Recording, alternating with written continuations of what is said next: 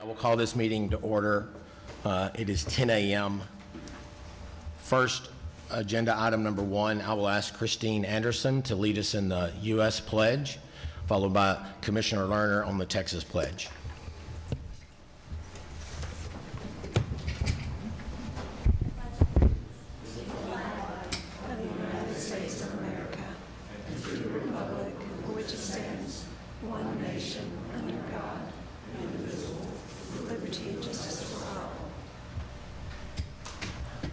Honor the Texas flag. I pledge allegiance to thee, to Texas, one state, under God, one and indivisible.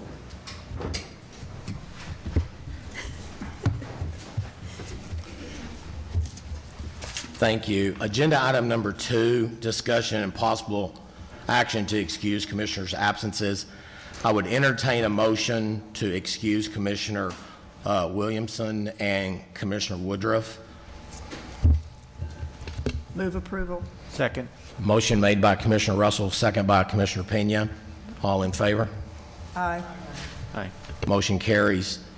Just a real quick note, please keep Commissioner Woodruff in your thoughts and prayers. He lost his mother recently, and thus he is not here today. So as important as this business is, look, you know, at TREC, we do reach out to him for personal losses, and we certainly understand. So please keep him in your thoughts and prayers. And agenda item number 3, opening remarks. First of all, there's comment cards in the back. If you're a member of the public and you would like to comment, please fill that out and submit it. I will promise you, if we get to that agenda item, I do not call on you. Please stand up and remind me, because I do have a bunch of stuff up here and I might miss one. So please fill it out. Just real quick comments. 2021 is coming to an end. It's been we thought after 2020 everything would kind of get back to normal. 2021 has been a challenge. I would like to thank the staff at the commission and the commissioners and all the stakeholders involved. Even with everything going on, I think we still have moved this agency forward. We have a workshop scheduled tomorrow. We do a workshop after each commission meeting. And at this workshop, we're going to talk about some initiatives that we think might come up over the next couple years, whether it's license portability, whether it's wholesaling, communications, just several things that we are engaging with our shareholders to make sure we truly do what we're tasked to do, moving this agency forward and protecting the consumer. Staff has been busy implementing some rule changes, some regulations, some legislative changes involving residential service contracts, contractors, building a database for homeowners associations, plus keeping track of just a huge increase in licensees. We saw a number the other day that the state of Texas population has increased 16%. Licensees at the Texas Real Estate Commission has increased almost 30%. So staff has done an incredible job on that. Advisory committees, Esac, Broker Responsibility Working Group, are staying engaged. They're working extra hours as far as trying to see what initiatives need to be moved forward and continue to help the agency. As a commissioner, I think all of us really feel blessed to be here with such great staff, and we really hope 2022 is really back to normal, okay? That is our hope, okay? Going to agenda item number 4, appointments to the Audit Committee. I am going to jump to agenda item number 28. That is on page 293 and 294 of your handout, and General Counsel Vanessa Burgess will present this. Hey, good morning. Vanessa Burgess, General Counsel for the record. Agenda item number 28 is discussion and possible action regarding the establishment of an audit committee. At its August 2021 meeting, the Commission delegated the creation of an audit committee to the Commission's Executive Committee. The Executive Committee recommends the Audit Committee be composed of 2 commissioners, 1 from the Executive Committee and 1 from the Budget Committee, and 1 member of the Texas Appraiser Licensing and Certification Board to be appointed by their chair. The Audit Committee will work to make recommendations to inform the agency's annual audit plan and address any other relevant audit concerns that may arise. The executive committee recommendation here is to adopt the audit committee policy as presented, and you have a copy of that draft policy in your materials. Any questions? Chair would entertain a motion. Motion made by Commissioner Miller. Second, Commissioner Lerner. Any discussion?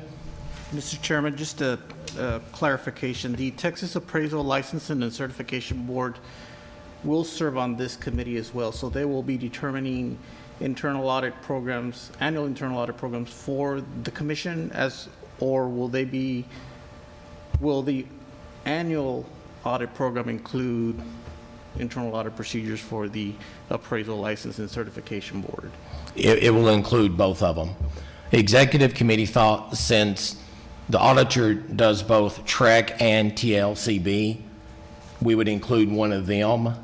That way we can kind of frame what is the audit's going to require and what's going to be looked at and stuff like that, to bring them in to also have a voice in the audit process.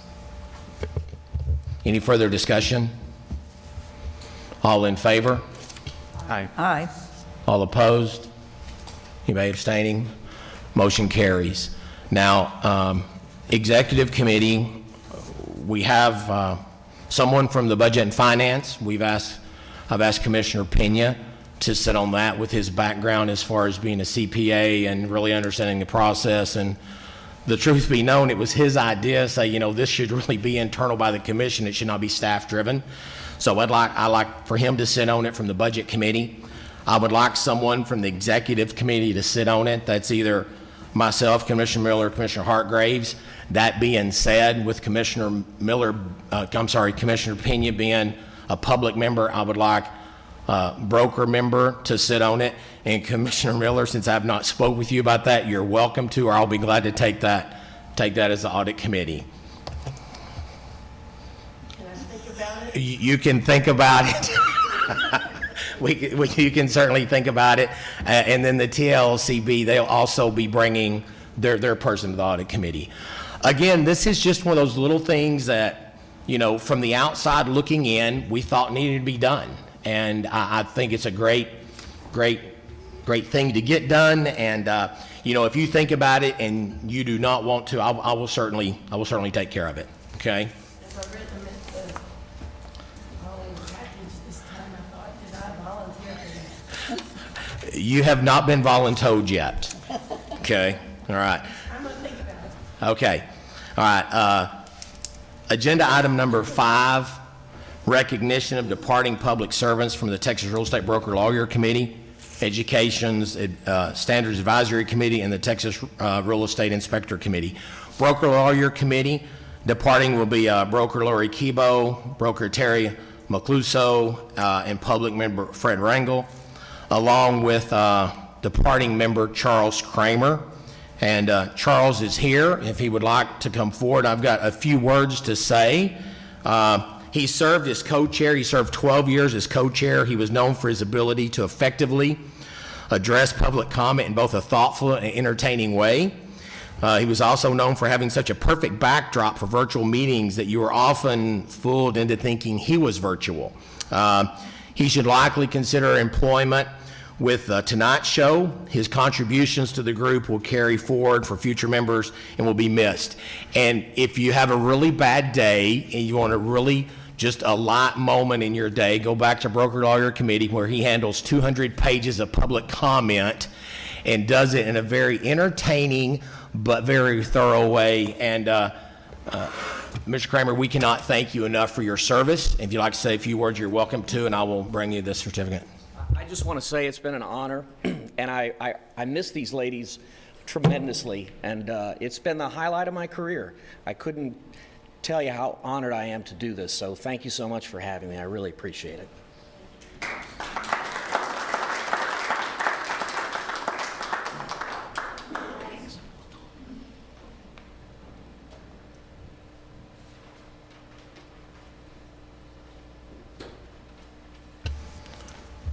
Appointed lawyer and broker lawyer will be Tony Malloy, and reappointed was Brian Watts. Esac departing members, Rob Cook, Sarah Norman, and Kelly Stokes. Esac reviews and makes recommendations to the Commission on curriculum standards and course content requirements. We rely on their work and expertise in their recommendations and are appreciative of the dedicated hard work. Rob, Sarah, and Kelly have each contributed well to the good work for the committee, and we thank them for their service. So if y'all know them, reach out to them with a text, email, or a phone call and thank them for their service. And again, all these committees and advisory groups, they have been working virtually. And sometimes it's hard to get discussion and decisions done virtually, but they've done an incredible job. Inspector Committee, Barbara Evans will be leaving the Inspector Committee. We're thankful for the hard work and dedication. Barbara Evans served on the Inspector Committee. She's been committed to the group and is a very active public member, which is such an important role. We're grateful for her. I mentioned that about being active as a public member. All the commissions and committees have public members, and not all of them are always engaged. And Barbara certainly was. She took it as her responsibility to know what was going on with the Inspector Committee, so we thank her for that. Appointments to the Education Standards Advisory Committee. First of all, condolences regarding Linda Conway and her passing. Ruben Pena has been put in her position. He was on the Esac as an alternate. The selection committee consisted of Commissioner Jan Fight Miller, Commissioner Laura Wilkinson, and Commissioner Michael Williams. They're making a formal recommendation to appoint the individuals below. We will need a motion for this once I give you the names. The license holders will be Charles Porter, Cassie Locke, Julie Jackson, alternate Bob Baker. Education will be Candy Cook, Brian Underwood, alternate David Turnquist, and the public member will be Rick Albers and alternate James Crane, and I would entertain a motion. Second. Have a motion, a second, any discussion? All in favor? Aye. Any opposed? Anybody abstaining? Motion carries. Agenda item number 7, appointments to the Texas Real Estate Committee. The selection committee consisted of myself, Commissioner Pena, Commissioner, and Lee Warren of the Texas Real Estate Inspector Committee, the chairman. We're making the following recommendations to appoint the individuals below. And once the motion, I would seek a motion, appoint public member Keisha Moulton, reappoint public member David Motley, with Barbara Evans as an alternate. Would entertain a motion. Second. Motion made by Commissioner Miller, second by Commissioner Pena. Any discussion? All in favor? Aye. Any abstain? Any opposed? Motion carries. Thank you. Agenda item number 8. We will go into staff and committee reports, and we will begin with Executive Director Chelsea Buchholz.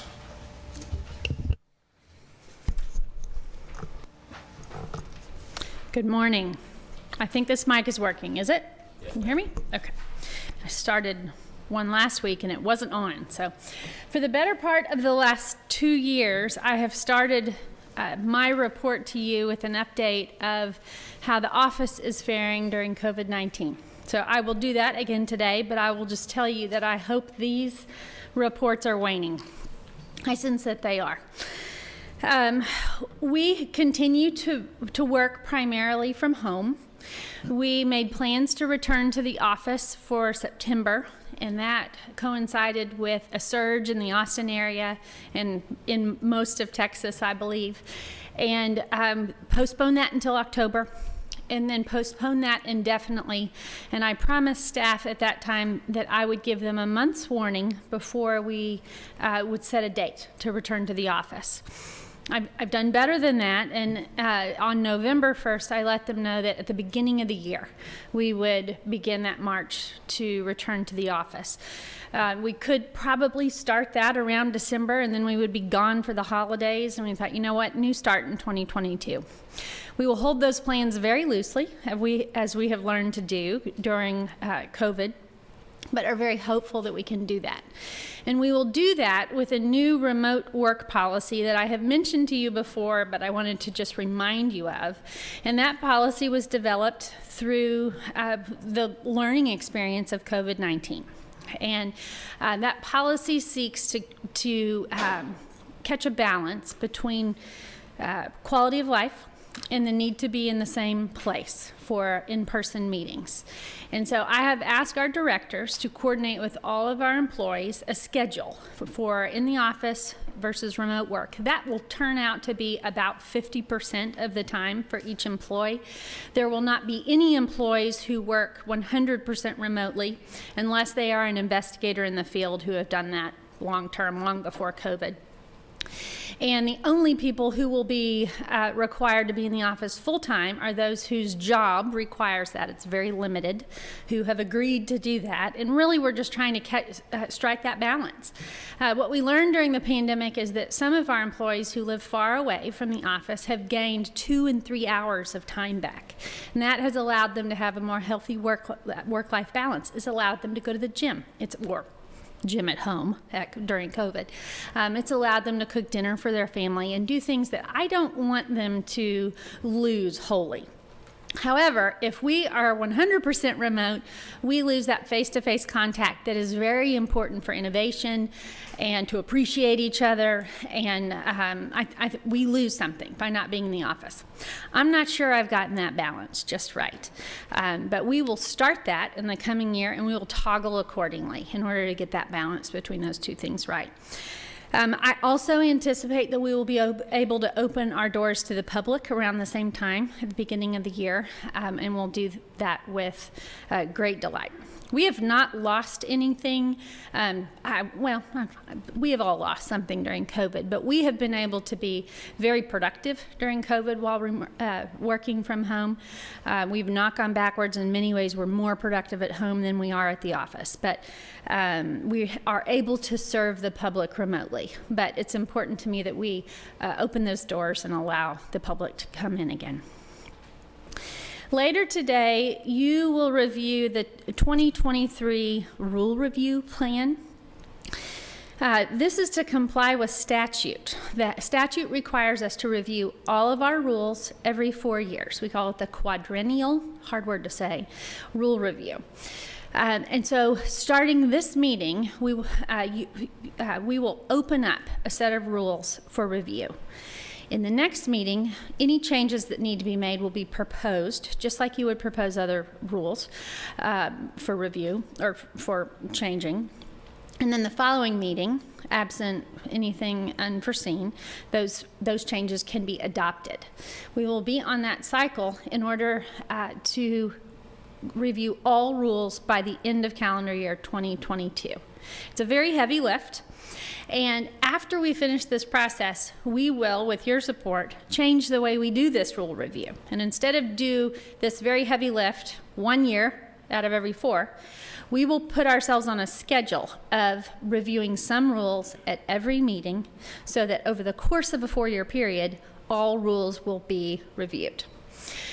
I want you to think about that as we go through this process over the next year, and I want your feedback on whether or not that is acceptable to you. I have done it both ways at prior agencies where I've worked, and I see it as being more manageable if you are constantly in rule review mode, but we don't have to do it that way, so would love your feedback. I also wanted to remind you that we are marching towards a new licensing database. This is a very exciting and very large project. This is called, we have a new acronym, as we tend to do in state government. We're calling it RAMP, the Regulatory Applications Modernization Project, RAMP. I don't want to steal Steve's thunder. He's going to give you a full report on where we are on this, but I wanted to mention 2 things. The first is that you may get contacted by a vendor who potentially could respond to this RFO process, someone who's interested in being a part of this new licensing database. And the response for you, and this is the same response that I'm providing, is submit your proposal. I cannot talk to you about this, but I encourage you to submit your proposal. We do not want to taint the process, which is very heavily regulated. And so if anyone you know wants to submit a proposal for that project, just encourage them to do so and stay hands off. That will keep us clean. This is a project that can monumentally change the way that we do business, and we want to do this right. It's very important that we do this right. Additionally, as we march towards implementation of RAMP, we will be holding off on making improvements in order to make those improvements in RAMP. And so I'm warning you of that. As we identify improvements that we would like to make, we will be doing a weighing. Is this worth the resources it takes to make this change for the 9 months, year investment of our current database, or should we hold off until we have a new database?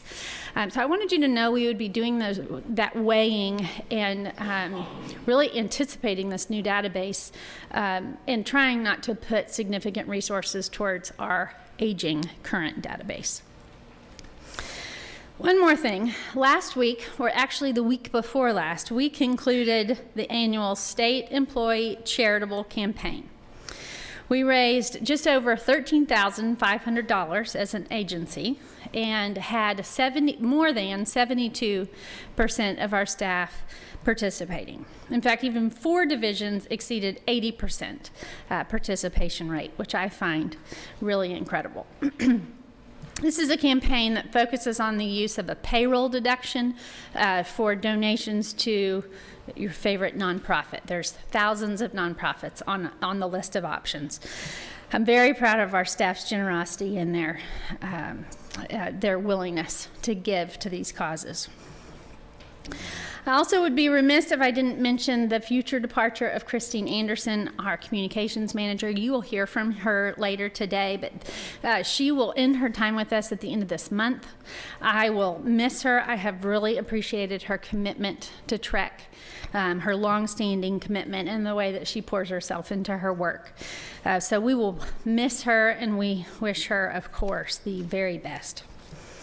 I'm excited for you to hear the in-person updates of many members of our team. So I will leave the rest to them unless you have questions for me. Any questions? All right. Thank you very much. Next, Deputy Executive Director Tony Schlegel.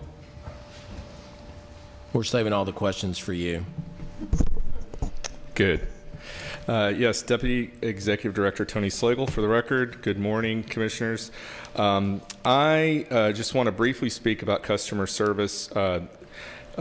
Last Wednesday, I sent an email out to all of you. It's my monthly report that I do every month. I'm happy to answer questions about that. But our call center manager, Amy Jasper, is here. She'll be presenting the call center metrics when I'm done. She's much more in the weeds. So I'm, again, happy to answer any questions, but she's likely to have more answers about specifics if you have them.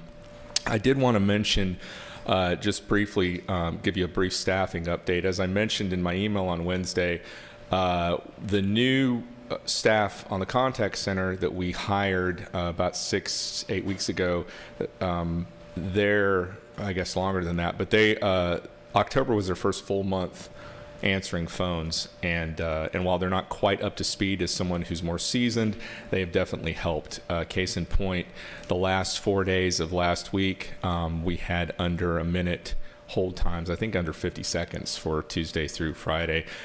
Admittedly, the volume was down a bit. I mean, it's not non-existent, but it was down from over 1,000, but it was still busy. But that's what you want to see. If you have a day that's a little slower than others, you want the hold time to be insignificant, and it was. Just briefly speaking on staffing issues, we currently have 21 people on the contact center. 2 of them are on maternity leave, so if we're fully staffed with those 2 out, we have 19 people on the phone. We're shooting for 24. That's a little bit higher than when fully staffed, but the concept there is that people will drop off. Case in point, we hired 6 people to be trained, and 1 person during the training left, so we were down to 5. So that happens. So we just want to make sure that we're ahead of that curve. So we're shooting for 24 people. The interviewing for that will begin next week for those 3 vacancies, with the idea that they will be up and running on the phones at the beginning of the year. And then just before I bring Amy, anyone have any questions on that before I go? Tony, I've got just a couple things, and Yes, sir. I'll go and throw them at you. You look at the chart on page 13, and it shows the last, 12, 13 months as far as number of calls and hold times. And, I'm not a mathematician, but there's no rhyme or reason. You have almost over 19,000 calls in 1 month. The hold time's 25 seconds. The next month you have 15,000 calls. It's over a minute. So I've realized there's no rhyme or reason. And I'll talk about this on the executive committee update. You did a survey as far as what we pay the people in that center and stuff, and we're about market. I mean, we're solid. Yes. Is there a way to track topics of the phone calls? It just kind of hit me. That happens. Okay. We do that, sir. We track the topics. In fact, Robert and I meet every morning just to talk about what's going on, and part of that discussion is always, are there things trending that we need to get ahead of? And he always asks his staff. They're in communications. Amy Jasper is also doing that. You're right, there's no rhyme or reason, but a lot of these spikes has to do with the staffing issues we were having over the last couple of months, where sometimes there were only 12 people on the phone, and when you have 1,000 calls coming in, especially when they come in at a certain time, a lot of times that's not, you staff for lunchtime. Sometimes the big rush comes in at 2:00. So you thought you were staffing for the time you needed. It comes in at 2. It's like a funnel. Those calls start coming in and they just start backing up. So having the new staff on and up and running has really helped with that, because we're no longer at that threshold where we're occasionally at 12 people on the phone, which is that in addition to some just outliers, the agency or the building being closed because of just things like that contributes to those spikes in the call log. in the hold time. I want to just add real quick to that. Hold time and drop calls are a big concern. Yes, sir. And I know working very hard to keep that in control. I do want to make one comment. Of all the telephone calls that come in, 96% of them rate it as excellent service. And I would rather keep the service excellent and someone answering the call and knowing what they're talking about than just answering the call to answer the call. So I think there's a fine medium between those. I think you are doing an awesome job with that. And I appreciate your attention to the call, the hold time, and the drop rate. But I do appreciate the excellence rating of 96% of the people that filled out the survey. So just to comment on that. Thank you, and I know the call center staff appreciates that as well. And I know that this stops in September, but it's a further dip in October, goes down, and hopefully in November will be a further dip. We are striving to do both, answer the calls, provide the customer service, but not have people wait on the phone for very long. Thank you. So, sure. And I just wanted to mention, because it's worth mentioning, that why Robert Hood is not here and why Amy Jasper is going to be doing the metrics. Robert's taking part in what's called the Governor's Executive Development Program, or GEDP. It's a 3-week intensive training program for top executives in agencies and universities. It's designed to help them figure out and chart strategic direction of their agencies. It's a great way to network. It's and problem solve with other agencies. There's a week of training each month in October, November, and December, and this week's training just happens to conflict with the commission meeting. It's a real honor to be selected for this program. You have to be nominated by your executive director, and then you have to be chosen by the governor's office from the group of nominees, which Robert was. Chelsea and I have both gone through program, and both find it very, very helpful. We still talk about what we learned there. We still are in contact with people that we met there. We still network with them. Anyway, I just wanted to publicly mention and just congratulate Robert for going through that program and let you guys know why he's not here. So unless you have any questions about that, I'd like to call Amy Jasper, the contact center manager, to talk about the contact center metrics. One more question. How's the website going for the Homeowners Association? Oh, yeah. So that it's going well, and we should be up and running by the deadline of December. We have hired a contractor that's working on getting all of the logistics of that done. Just so everybody here knows, the way we're looking at ensuring that the data on it is what is required, because we don't statutorily have any authority over HOAs, is we're going to have the person submitting it attest that the information's correct, and then our staff will be doing random audits throughout the year, sample audits, just to make sure that that data is what it needs to be. And if not, we'll reach out to them and say, hey, this is a requirement. So, did that answer your question? Yes, sir. Okay. Thank you. Any other questions? All right. Thank you. Thank you, sir. Next up will be Amy Jasper. She's Contact Center Manager for Customers Relations. How are you? I'm good. How are you? Good. Thank you for jumping in. Yes, thank you. It's been a while. Good morning, Mr. Chair and Commission members. I'm Amy Jasper. I'm the Contact Center Manager for the Customer Relations Division. On behalf of our Director, Robert Hood, I'll be presenting the stats for our division. On page 13 of your materials, you will find the Customer Relations Division report. This past September, the Contact Center was presented with 18,345 calls. This was approximately 2,000 calls less than the previous month. Our hold time for September was 3 minutes and 26 seconds. This was lower than the 4 months reported in August. 5.42% of calls were abandoned, which is once again lower than the previous month. In August, the leadership team spent many hours hiring and training 7 new employees to address our turnover and reduce our hold times. All 7 employees are currently assisting with the workload, and we are happy to report that October ended with a 2-minute and 9-second hold time. The line graph at the bottom of page 13 indicates the variances in our hold times over the past 12 months. As our new employees become more proficient on the phones and we stay fully staffed, we anticipate our hold times being consistently below 2 minutes. Next, on page 14, you will find the number of emails the contact center handled. In September, we processed 4,290 emails, 98.25% of which received a response within 1 business day. The last chart on this page indicates the comparison of calls for the board and commission. It's a steady 7% for the board and 93% for the commission.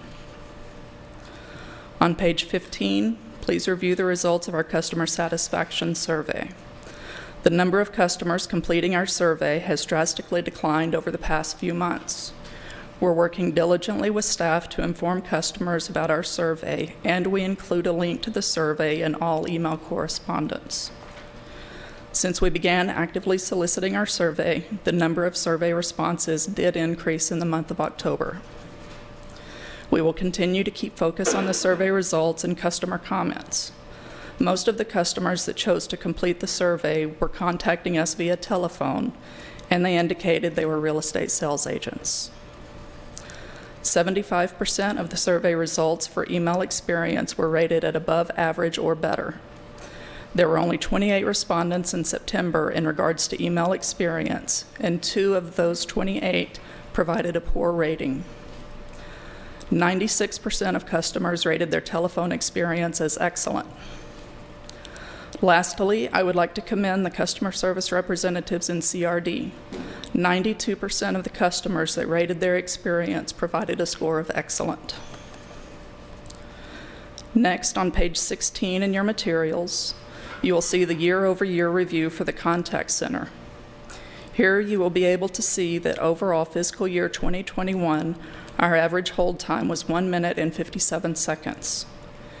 We were presented with over 30,000 more calls, with just a slight increase in our hold time from fiscal year 2020.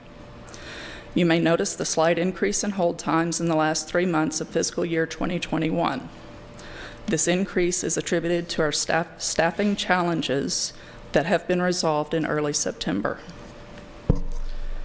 Page 17 indicates the number of emails we processed in fiscal year 2021 compared to fiscal year 2020. Approximately 7,000 more emails were processed in fiscal year 2021, with 93% of those receiving a response within 1 business day. This will conclude the September report and the year-over-year report for Customer Relations Division. I would be happy to answer any questions you may have. Any questions? Commissioner Miller. On page 13, the percent of calls, percent of calls handled by courtesy callback, and an increase in August and September. I really don't understand what that percentage is. And then why the anomaly that showing up those 2 months. I would have to say, looking at the numbers, that it might have gone up slightly on those months because the hold time was a little bit longer. So they preferred to do a callback so they could do their business and have us call them back while they still had their place in line. And I wanted to just compliment what you all have done, because when I got on this commission, the whole time was 19 minutes and 23 seconds. I will always remember it. They were proud of it. And I was shocked.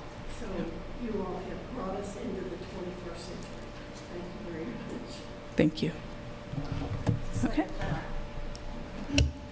Any other questions? I will second, Commissioner Miller. Thank you for your hard work. Thank you. You'll have a good day. Thank you. All right, next up is Director of Education and Examination Services, Jennifer Wheeler. Welcome. Good morning. Good morning, Chair Kestner, Commission members. Jennifer Wheeler, Director of Education and Exams, for the record. I'd like to start by giving you a high-level overview of what has occurred in our division in fiscal year 2021. In fiscal year 2021, the Education and Examinations divisions processed 250 qualifying courses, 2,079 CE courses, 15 qualifying provider applications, and 250 continuing education provider applications. These include both initial applications and renewal applications. The total course and provider applications seem to remain steady year over year. In fiscal year 2021, Pearson VUE administered 46,783 sales agent exams. This is a 48.5% increase over fiscal year 2020, where 31,491 sales agent exams were administered. Over the same period, Pearson VUE administered 2,117 broker exams, which is a 19.5% increase over the prior period, where 1,772 broker exams were administered. During this period, the Education Division launched Phase 2 of the Audit and Compliance Program. If you recall, Phase 1 involved reviewing continuing education provider websites and advertisements. Phase 2 is centered around the administrative functions of qualifying education providers. To date, we have completed 333 CE provider website audits and 5 qualifying education provider administrative audits, with an additional 10 provider audits in progress. For context, we have about 450 approved CE providers and 40 qualifying education providers. Phase 3 of the Audit and Compliance Program will include administrative audits of our CE providers. We hope to launch this phase before the end of this current fiscal year. Fiscal year 2021 also saw the launch of the new Inspector Education Program, which redesigned pre-licensing courses to more closely align with the national exam content outline and include more substantive Texas content. In line with the new statutory requirement for ERW agents to obtain pre-licensing and continuing education, staff have worked with a team of subject matter experts to develop a course content outline for providers to use when developing these new courses, and you can look forward to hearing more about this at the February Commission meeting. And if there are no questions on those topics, I'll move on to the reports. The first report before you reflects qualifying provider and course applications received in the new fiscal year, which is September.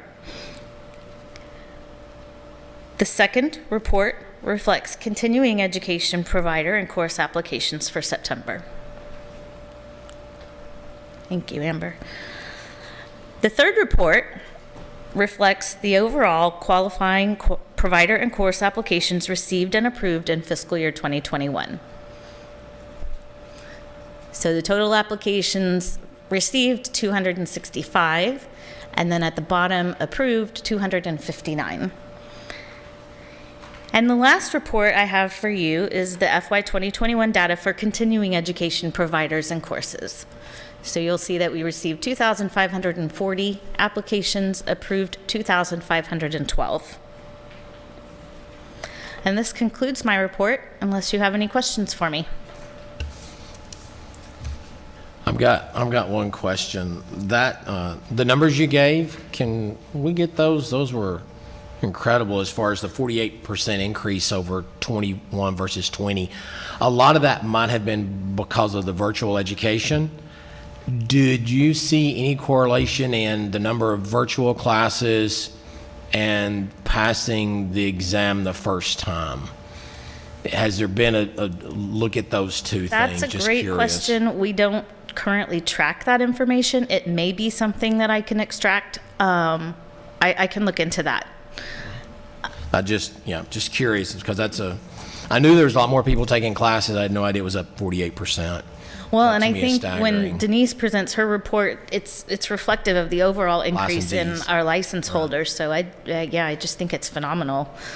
But I can certainly provide that information to you more regularly if it's something you're interested in at commission meetings. All right, thanks. Great numbers. Any other questions? All right. Yes, Commissioner Miller. Are you finding people providers turning in fluff courses to be okayed? We don't accept fluff course applications. I think over the last couple of years, we've really worked diligently with our education providers to kind of provide them that direction. So I think the volume of fluff that we receive is probably significantly lower than it had been a few years ago. Typically, if we receive something that's not directly related to the real estate industry, we will work with that education provider and say, okay, well, here are areas where you can improve your content. You can either choose to offer this course without CE credit for professional development, if you think there's a value there, or we'll give you these constructive guidelines to help you remedy what you've submitted. Does that answer your question? Yeah, it did, because I just always worry when I see some of these classes coming through thinking, this is going to be real for CE. Okay, thank you. You're welcome. Any other questions? All right, thank you. Thank you. Next up will be Director of Licensing, Denise Sample. Then your numbers better be as good as hers. She said they were. But when she was reading those percentages of increases in the number of exams given, it correlates to the August reports and the increase in application types almost exactly. So, good morning. For the record, I'm Denise Sample, the licensing director, and I've got reports for you through the end of September. September is the start of our new fiscal year, and so to mark that, the report has been changed a little bit to include easement and right-of-way registrant information, data that we've been collecting down at the bottom of the report. So you'll still see real estate brokers and sales agents at the top, inspectors in the middle, and now the addition of easement and right-of-way registrant information at the bottom. The start of the fiscal year was a good point to change the reports, and also with the upcoming legislative changes, it's a good way for us to track if the education requirements that are required by statute are going to have any impact on these numbers. So we did, this is just one month of data, and we are going to track that just because we did see the significant increase in applications as of the end of the last fiscal year. And you will see there's a dip in the sales and broker applications received and in the inspectors, but with just 1 month of data, it's not really enough to draw any conclusions yet, but we are going to monitor that. The next report is the license holder and registrant counts. And that's a 13-month comparison. So you'll see at the end of September, we ended with over 219,000 total license holders and registrants across all license types. The next report is a graphical presentation of that data. And you'll see the only license type, that is not increasing are the easement and right-of-way registrant totals. The last report for this reporting period is the average number of calendar days to process an application. And you'll note we are staying within the 14 calendar day window, with the exception of the professional inspector examinations. With the influx of applications that we got, that's a more specialized application type that we receive. And so we have increased our cross-training within the division to allow additional staff to learn how to process those inspector applications. And now that the requirements have been simplified significantly, that's a much easier process to learn. So we should see that number improve. The next 2 pages of the report are year-over-year comparisons. So the TREC license holder count, this is a 20 fiscal year comparison. You'll see we ended fiscal year 21 at a new peak. We just keep traditionally moving that peak to whatever fiscal year that we're reporting on. Just the total number of license holders has continued to increase. The next year-over-year report goes over renewal rate and counts. And I did want to point out, it might appear as if there was, if you look at the raw numbers, the difference year over year is not as dramatic as that line graph shows. And we did sit in a senior team meeting and talk about this at great length. The likely explanation for this dip is Hurricane Harvey at the very end of fiscal year 2017.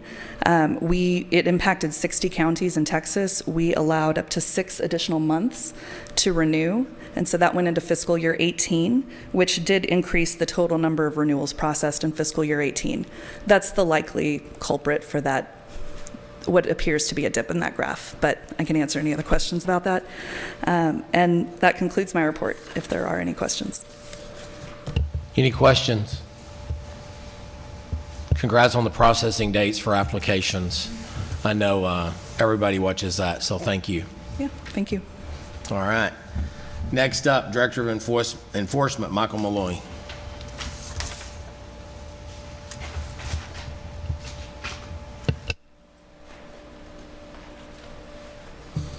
Good morning, Chair, Commissioners. Michael Malloy, Director of Enforcement. I'm first going to start with the current 2022 numbers, and then I'll move with a wrap-up of the fiscal year 2021. The first report is on page 28. That's where we're at so far for the fiscal year 2022. Still reflects an ongoing trend of a high number of application inquiry investigations. And fitness inquiries are still remaining high, but there's been a slight dip in those since the peaks that we had this summer. And if you move on to the next page of my information, that's the case aging report. The report reflects 94% of the complaints are less than a year old. There's no cases that are over 24 months. And the final part of the E3 report, which is on pages 30 and 31, the report still shows the increase in percentage under licensure issues, which that's the background history, which encompasses a large number of the case openings that we have in the division. Otherwise, there hasn't been any other trends. And the second page of that report just shows the raw numbers associated with that. If there's no questions about that data, I'm going to move to the my fiscal year 2021 wrap-up. I chose to show a 5-year trend, just to give a good, more historical perspective. Overall, the division opened 7,332 cases last year. We closed just a little over 7,500. The case volume reflected a 25% increase versus our peak that happened in 2019. And the application investigation category had a 23% increase from our high in fiscal year 2019. I just want to give a quick thanks to the enforcement team. This is a big lift this past year, and they stepped up to the challenge, and they, were able to, absorb this, large amount of, especially the application investigation and the fitness determination team that handled that large increase. This concludes my report. Are there any questions? Any questions? Yes, sir. Commissioner Russell? Yes, ma'am. Just wanted to ask you about the failure to go forward. Talk to me a little bit about that. What would be the reasons? So there's multiple reasons on those. Sometimes when people file complaints, then we go out and try to investigate it. They will just not answer our inquiries, and sometimes we just don't have enough data, so we'll have to close it as failure to go forward. Additionally, when we get a initial complaint, sometimes they'll check box some things, and they'll basically say, I attached this stuff, so we'll send out a initial inquiry saying, please provide this within 14 days, and they don't. I mean, some people come back well after the 14 days and we'll reopen the complaint.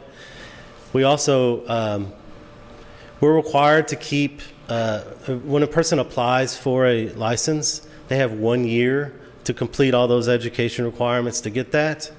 In order to balance the standards team, we will close those initially as failure to go forward, because after we give people 60 days to provide that information. If we don't hear from them within those 60 days, we'll close that as failure to go forward. But the person can have up to a year to provide that information to us technically, but it allows us to close that within a reasonable period of time, and not having background history cases sitting there for almost a year open that the person may have decided just to not proceed with that with their application. So a combination of those three things accounts for the failure to go forwards. Thank you. All right, any other questions? All right. Thank you very much. I will see you again in a bit. I guess next up is Director of IT, known as Steve Ramp It Up Rap. Okay.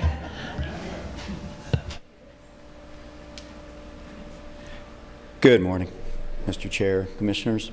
It's my pleasure to be before you in person today. Steve Rapp, for the record, Steve Rapp, Director of Information Technology. As you recall, the IT report presented today shows website utilization and the percentage of our applications, renewals, and transactions that occurred online for the month of September. This includes a comparison also to the prior fiscal year to date. As you can see, we saw web traffic saw a slight decline from this time last year of about 4%, and online activity for initial applications, renewals, sponsorship transactions have remained consistent with previous months and the prior fiscal year. Page 2 of the report is a 13-month graphical representation of the current data alongside historical, 13-month historical representation. The final page of my report shows a year-over-year comparison where we experienced an increase of web traffic of about 15%, and we also experienced a 1.5% increase in initial applications and online submissions, while online renewals were relatively static during this time. If there's no questions on this report, I'd like to give a brief project update. Do so on, as you know, we're seeking out a new regulatory system. We are currently in the procurement phase of that regulatory systems replacement project, and I'm pleased to report that the request for offer has been posted, and that we have completed the pre-bidders conference and have worked with the finance team and general counsel to respond to over 140 questions received as a result of this posting. That tells me there's a lot of interest, and we are happy to hear that. We now anxiously await the responses to these postings. We are also working with Gartner to do a readiness assessment of the agency, which evaluates staffing and structure of our decision-making processes to help us become more successful once the next phase of this project comes in. I'm happy to answer any questions you have. The posting of the RFO, Yes, sir. is that, where was that done, in the Texas Register? Or? The ESBD Texas, it's posted through the state of Texas portal. Okay, and Yes, the sir. deadline for response on that is? Is currently November 18th. Okay. And we'll have about 3 weeks to evaluate those responses. So, right now we're anxiously awaiting, but once those start rolling in, we'll be anxiously scoring. How many have you received so far? None that I'm aware of. Right now, they're in the process where they need to just let us know that they're going to respond so that we can send them credentials to submit that securely. With as far as volume, we did during the pre-bidders conference, there were about 30, 35 folks on there that weren't IT staff, representing, probably 20 different vendors. So that could be an indicator of interest as well. Other questions? Okay. Thank you. all. Next up is Director of Finance, Renata Williams.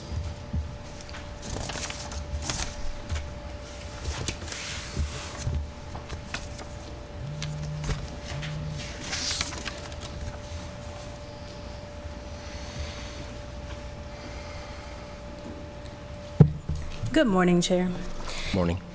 and fellow commissioners. Renata Williams, Chief Financial Officer for the record. I'll be presenting the staff reports for the Financial Services Division for the month of September. You'll notice that the reports look a little different as we explore different options to present the information in a more concise manner. On page 37, you'll find our quarterly budget analysis. This is actually only data through September 30th, and we've collected $1.1 million, which is 8% of our targeted revenue collection for the year, and we are currently on target. On page 38 is the quarterly expense analysis. Again, this data is through September 30th. We had expenditures of $966,000, which is approximately 6% of our projected expenditure target. We are slightly below the target of 8.3% of the budgeted expenditures, but keep in mind that that was only after 1 month. Next are our holding reports. The TREC operating account had 2 securities that matured and were reinvested, and we had an ending balance of $13.6 million. On the next page is the real estate recovery account. We had 1 security that matured and was reinvested. We have $417,100 reserved for potential payments within the next 90 days, with $3.5 million as the remaining balance. On the next page, we have the real estate inspection recovery account that has a balance of $615,479 with no pending payments.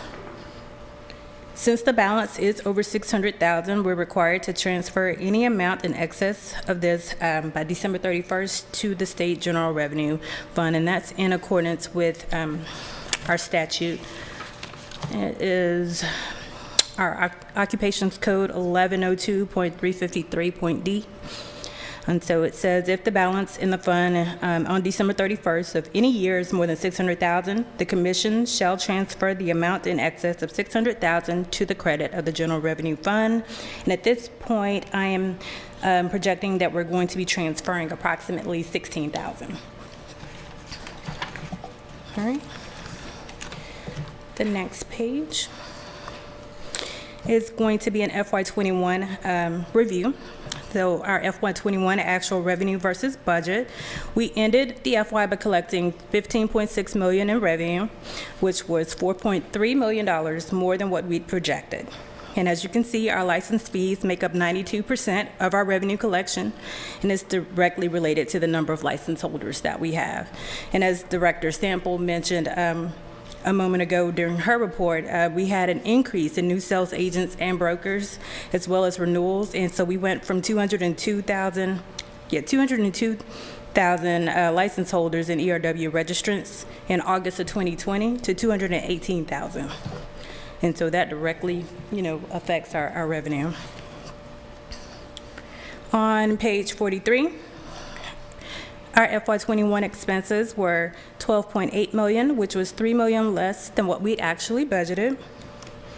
Our biggest cost drivers are our salary and wages and other personnel costs, which equates to 84% of our expenditures. All right, next page, slide 44. It's a fourth quarter snapshot for the month of June, July, and August, which is fourth quarter of FY21, and our year-to-date. And on this, you can see that our year-over-year percentage change increase. So year-over-year, we had a 27.1% increase in our revenue that we collected, and our expenditures decreased by 7.6%. And the last slide that I have for you is just our FY21 operating activity, and you can compare the amount of revenue that we collected versus the amount of expenditures that we had for each month.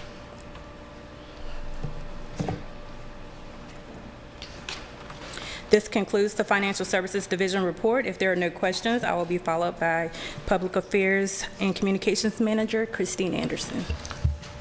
Go ahead, Commissioner. No, I was just going to say, Mr. Chairman, this is excellent report. Very clear and concise, and kudos to you and your team for preparing this information. It was really, really well prepared, and I'm very impressed with it. Thank you. Thank you. I agree. The charts are much easier to read. I do have a question on the recovery fund. Yes, sir. There's $417,100 or whatever. That's like encumbered funds, correct? Yes, sir. Those are cases or pending payments that we know about, and they're encumbered and we're set aside just in case we have to pay those out within the next. And that does not count against the overall balance? No, sir. Okay. All right. Thank you. Any other questions? All right. Thanks. Good job. Thank you, sir. All right. Next up, Communications Manager Christine Anderson. Good morning. How's everyone doing? My charts are not as fancy as Renata's, so I'm sorry to disappoint. Just for the record, my name is Christine Anderson. I'm the Public Affairs and Communications Manager for the Texas Real Estate Commission and Appraiser Board. Today's reports before you are the first time we're reporting on this as a regular quarterly meeting report as requested by you guys at the August workshop. If there is something missing in these reports, please feel free to reach out to me. We would be happy to provide more information or less on certain topics as you guys go through these reports with me today, okay? So getting started, first is the TREC website analytics. This report is just for the month of September, and to show you, we have the report shows 302,000 users, 234,000 of those are unique new users. Out of those users, 97.4% of them were accessing our website using English as their first language. And I thought I would point that out as where we don't typically show need to have an additional language provided on the website. Moving on to the next report, Gov Delivery. Just as a refresher, Gov Delivery is our current tool that we use to send out all of our email messaging. That means any external communications about meeting notices or website updates or rule updates are all sent through this tool. As you can see here, we sent, in the month of September, 12 bulletins. Bulletins is the term that system uses to describe emails. So when you see the term bulletin, that means email. 12 bulletins for a total amount of recipients of 418,711. Out of those sent, 98.8% of them were delivered, which is an extraordinarily high rate of return on our investment there. And unique opens, meaning the percentage of people that are opening those. I'm sorry, I just lost my train of. unique open rate is 21.4%, which is extraordinarily high based on most expectations for emails sent out, especially at that volume. Does anyone have any questions about Gov Delivery? I don't want to go over this too fast. Okay. We have over 445,000 subscribers to our messages. Keep in mind that we automatically, as a system, update all of our license holders as subscribers to our emails. And then in addition to that, it's open to the public to subscribe to our messaging. So that's why we get more than our license holders. That's in addition to our license holders. So, and 46.9% engagement rate on messages, meaning that the messaging we're sending out is going to the right audience in the right way, and they are engaging with those messages. Okay, moving on to Facebook, unless anyone has additional questions. Currently, our Facebook TREC page has 12,900 page likes. And of those, the majority of the visitors are women, 71%, and the majority of our audience is coming from Houston, Texas.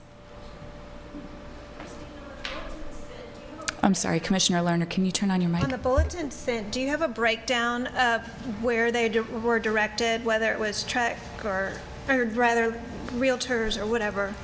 Oh, sure, by audience? Sure, I can provide that. 12. And so I was just trying to see where those 12 went. You mean the 12 bulletins sent? Yes. By what audience did we send them to? Yes. Sure, I can pull that information for you. Perfect. Mm-hmm.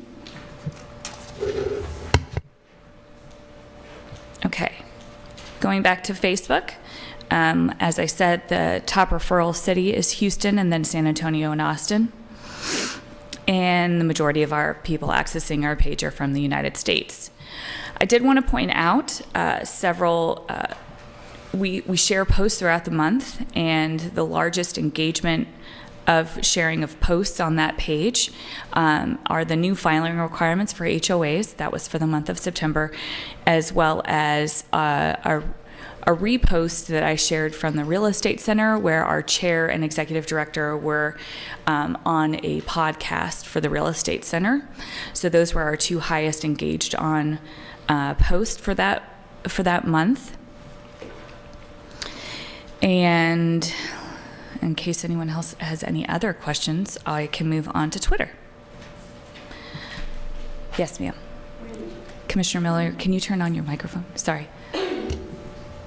When somebody shares, does that mean that they actually open those podcasts and listen to them? And can you tell that they really did that? Typically, what we can see is if they engage with, meaning they clicked on the link within that message. I can see, especially with video, how long people watch a video or listen to the audio. Most of the time, it's about 7 seconds is the average that people watch a video. That's why TikTok is so popular. But as far as these go, I did not look to see the analysis of the engagement on those, like if people went in and opened the link and how long they were on the page. Google Analytics, the website tool we use to provide the web analytics, could possibly give you that information if we wanted to dig in deep and look at how long somebody is on each page after they click on that from social media. If you'd like, I can try to pull that information, but I don't have it readily available. For me, it's mostly curiosity. Sure. Mm-hmm. Any other questions? Okay. I'm going to move on to Twitter. As you can see, these reports are actually provided by Twitter, and the reason I don't have year-over-year analysis is we haven't provided this to you guys regularly. Going forward, what we'll do is pull these reports monthly to be able to create more year-over-year comparisons for you guys. So this, again, is just for the month of September. You can see that our tweets had 3,800 impressions over the last 30-day period from when I pulled this report. our top engaged tweets from that month were the application and renewal fee changes, which might seem misleading to this group, as that is actually a tweet for appraisers. TREC and TALCB share a Twitter feed, and so that tweet was directed at appraisers. I just didn't want you guys to see that and think that you weren't aware of some sort of fee change. In addition, the second most engaged with was again that post about the chair and executive director on the podcast from the Real Estate Center. Yes, ma'am. Why does TREC and TLCB share a Twitter feed? Historically, they just, when we first waded into social media, the bandwidth was minimized and not prioritized. We didn't divide the audience up into two different audiences. I don't think that we're against the idea. It's just that's how it's been set up initially. And why isn't there an active Instagram site? I know there's a site, but there's nothing out there. When we did our initial research, again, bandwidth-wise, Instagram, the audience for state agencies and Instagram was fairly small, and we were trying to maximize our return on investment for spending time on investing in certain fields or applications, I should say. So Twitter and Facebook were more readily used by our audience, being real estate agents and brokers, and Instagram was a little less. I do believe that over the last few years, Instagram has grown in popularity, as well as TikTok. Those handles have been secured so that in the future we can engage in them more.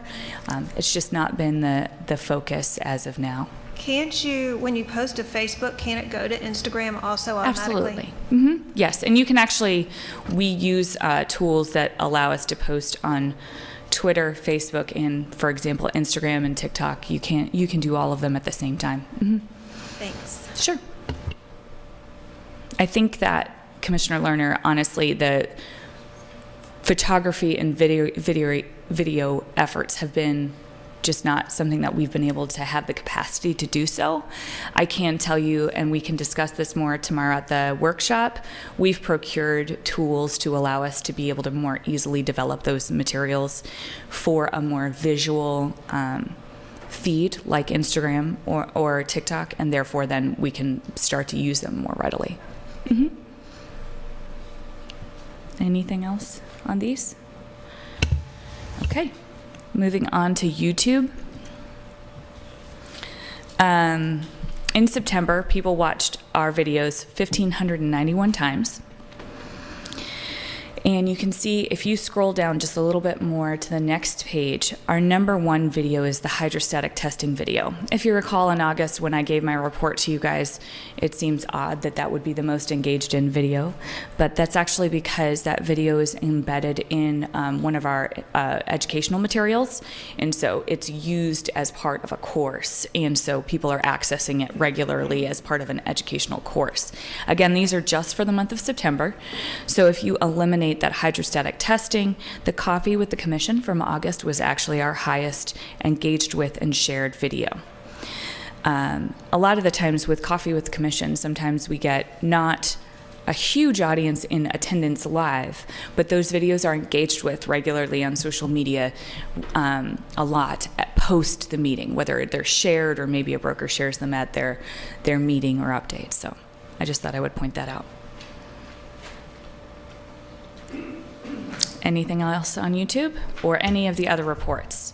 Again, this is my first stab at this, so if you guys have any additional questions or would like additional materials, please feel free to reach out.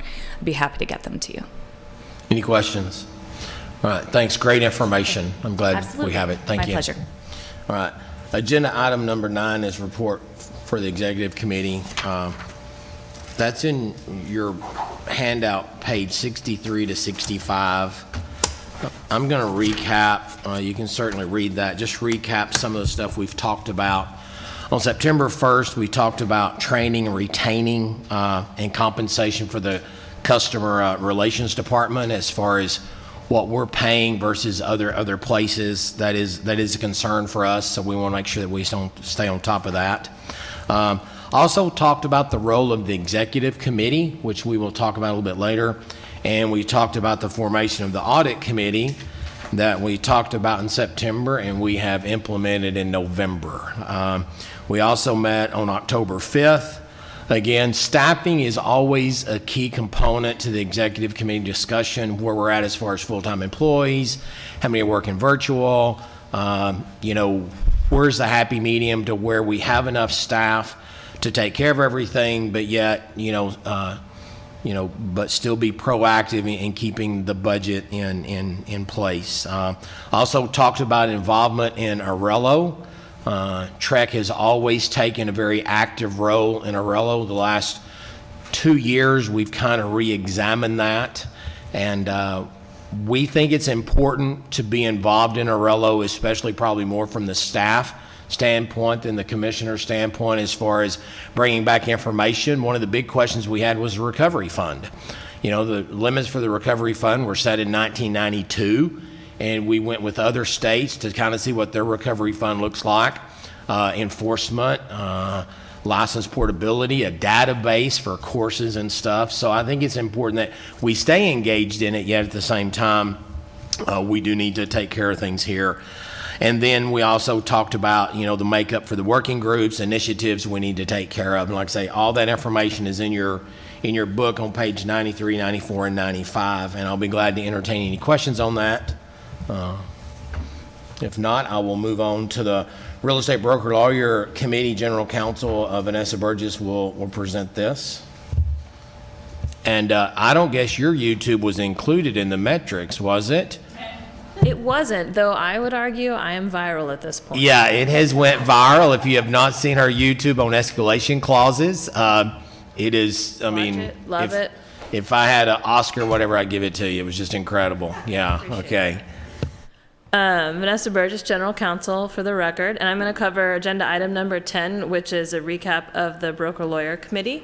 The committee met on October 15th. Of note, the group discussed the newly required disclosure language as it relates to public improvement districts. The committee is also looking at developing some language related to hard money loans and examined some language that was brought forth by a working group that is dedicated to that topic. The language continues to be evaluated, and it should be a topic for discussion at the next meeting. The committee is also looking, this is a little bit of a planning meeting, I would say, and they're looking into various matters concerning FHA, VA loans, and the third-party financing addendum, appraisal waiver, language related to paragraph 2 and repairs. And the group also created a farm and ranch working group, and they'll be working with one of the alternate members, Charles Porter, on that, just to sort of dig into that contract and take a look at it. And then finally, the committee did what it always does, which is it reviewed public comment received since its last meeting. They did that in a little bit of a different format this time, which I think is going to make it easier on staff's end to summarize and present publicly.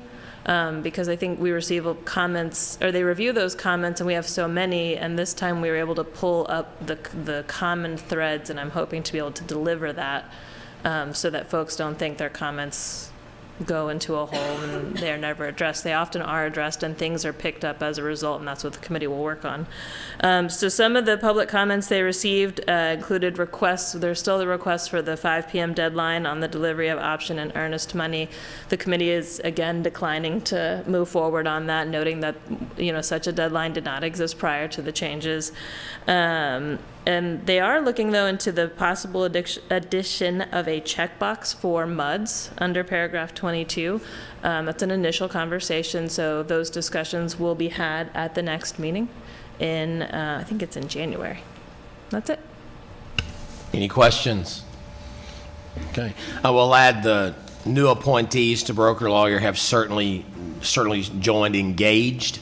And so if you were on that meeting, it was a lot of information covered. All right, next, agenda item number 11, report by the Education Standards Advisory Committee, Esac Chair Keela Youngblood.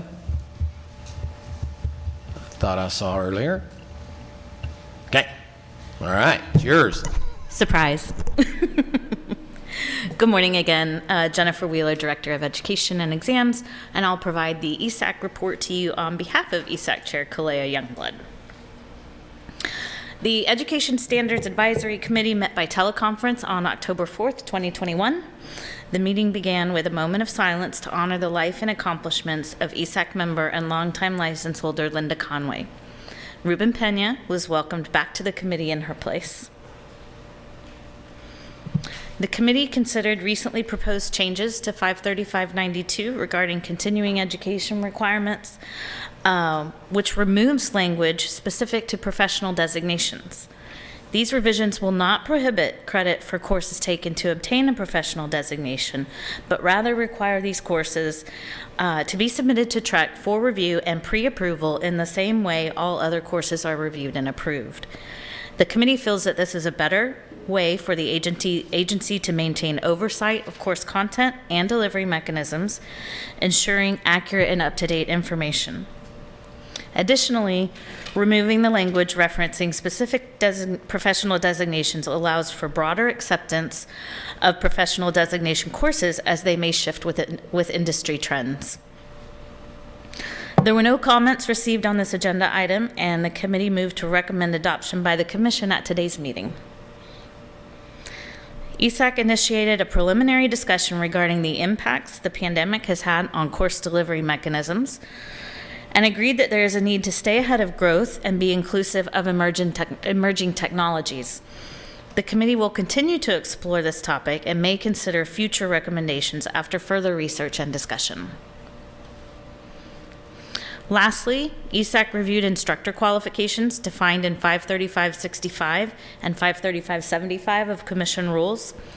At the request of the committee, staff presented information regarding the findings of the administrative audits of qualifying education providers to date. Staff reported that the initial audit findings have shown that providers are following TREC guidelines when considering instructor qualifications. For context, approximately 35% of qualifying education providers have undergone or are currently undergoing an administrative audit.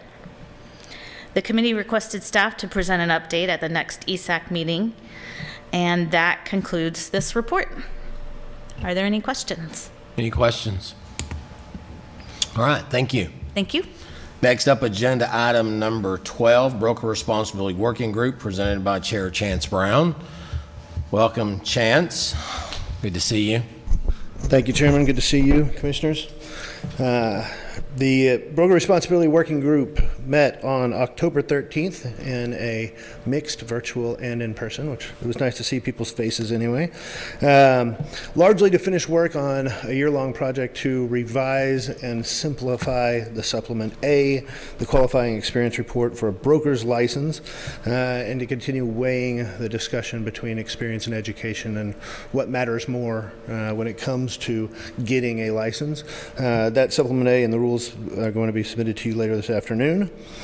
We also started a discussion that is a discussion that's been going on for a very long time on what responsibility level a broker has for agents underneath them that are practicing property management. And this actually came from public comment, and so we have asked Commission staff to do a little research into those past discussions to see if there's something that either this group or this group and a combination of Esac might look into to provide a little better oversight for agents who are not doing property management well.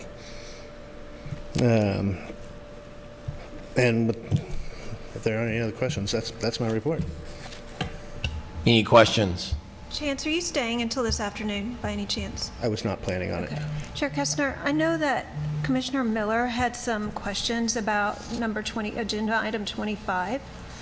And before he leaves, I would love if we could get some of that in. It's about our new forms that Broker Responsibility did. Okay. I'm sorry to throw this key. Now, we also have someone that wants to do a public comment on agenda item 25. Vanessa, are you okay if we move agenda item 25 up here since it directly relates to Chance's report? Okay. So we'll go ahead and do agenda item 25. That is the proposed rule from Broker Responsibility Group, and General Counsel Vanessa Burgess will present, and then perhaps we can vet the questions. Okay. And Mr. Stincher, we will have your public comment after Vanessa presents. Right, so I will give a little bit of an introduction to the rule that's being proposed. This is Agenda Item 25, again, Vanessa Burgess for the record. So Agenda Item 25 is discussion and possible action to propose amendments to 22 TAC 535.56, which is the education and experience requirements for a broker's license. In your materials that I sent under separate cover, I also provided you with a summary of these changes. These are being brought forth at the recommendation of the Broker Responsibility Working Group, and I'll give a little bit of a summary of those changes just so that everyone knows what's up there for possible recommendation to go out for proposal. Just real quick, that's page 263 of your packet. Sorry. The proposed amendment to 535.56 and the forms adopted by reference, so that's Supplement A and it's also the corresponding Supplement B, incorporate a new point system that is intended to be easier to understand. This simplified point system does not increase the requirements to obtain a broker's license, and it's intended to further streamline the broker license application process. So that's really just a change in how those points are numbered. The proposed amendment and forms adopted by reference also include changes to the requirements by mandating an applicant have performed at least one transaction per year for at least 4 of the 5 years preceding the date the application is filed. The proposed changes also remove low point value categories of exclusive right to sell listings, buyer and tenant representation agreements, and listings, which those would have been brought down to 1 point each under the new system, and they were always a low point category. But there is an increase to the opportunity for agents to count team management and now delegated supervision by eliminating the previous maximum amount of points that could be counted under that category. So they took away that cap with the thought process that those folks are actually overseeing a lot of transactions and seeing truly the details that go along with those transactions. That was the thought process behind that. The proposed amendments are recommended by the Broker Responsibility Working Group, and so the recommendation is to authorize staff on behalf of the Commission to submit the proposed amendments to 22 TAC 535.56, along with the forms adopted by reference as presented, along with any technical or non-substantive changes required for proposal to the Register for publication and public comment. So again, this would be for proposal, so they would be posted. We would receive public comment. That public comment would go to the next Broker Responsibility Working Group and then ultimately back to the Commission. We have Mr. Brown is available, and then we also have Denise Sample if you have any questions on that point calculation or how that was done. She is the one who did the drafts of the forms in your documents, and you'll see what we did. We did those as the old form and the new form just so that it was easier to see. Doing a red line version of that seemed harder to read when we looked at it, and you guys are welcome to give us feedback on when we do changes like that, whether that was easier or not easier. Okay. Discussion. We have one public comment. Mr. Center.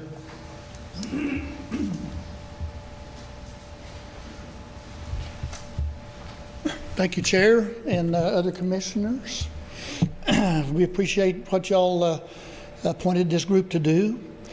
Our company's a third-generation company, and my son has been managing 300 transactions a year for 5 years as he's taken over our company, and I'm going to be looking forward to seeing what these points look like because we've been pitching for years. There's lots of really smart people coming out of the military, getting agent licenses. They're very capable in management and should have a chance to go get a broker's license, but they don't have a college education. They may have been dyslexic. They may have been so many other things.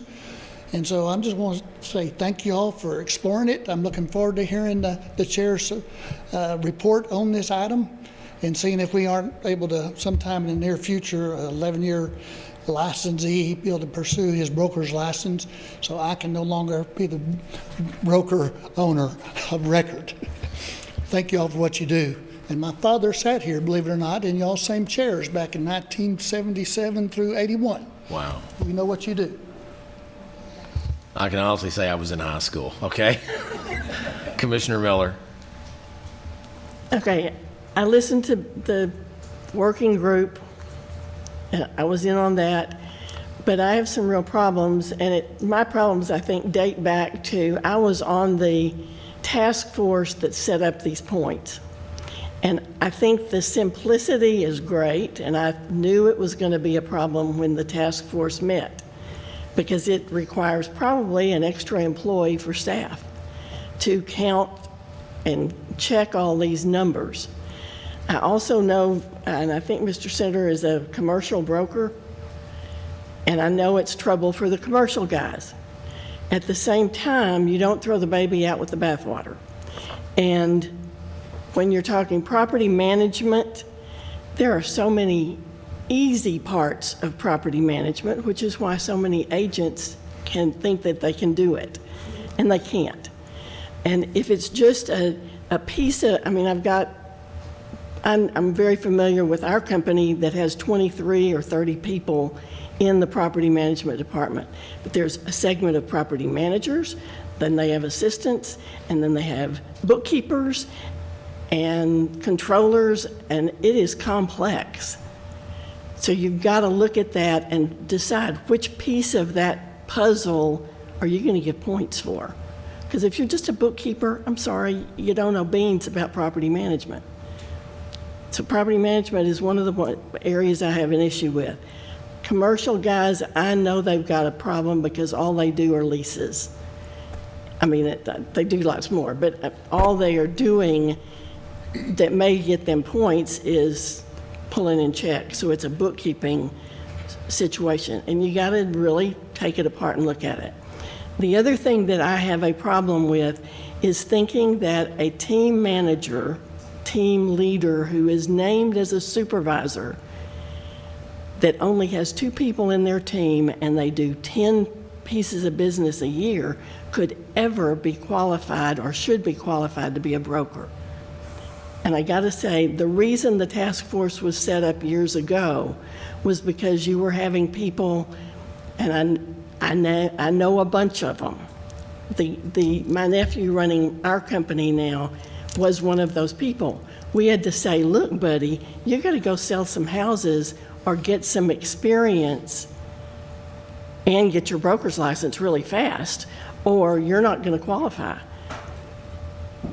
I also know that the head of Ebby Halliday, which is the biggest company in our state, I believe still, or may she rest in peace, and may the new guy that took over, he's still big, I got that.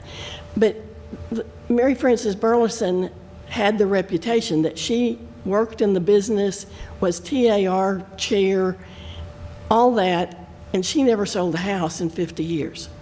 So yes, I know it's possible, but somebody has got to be checking to make sure those points are put in place and verified.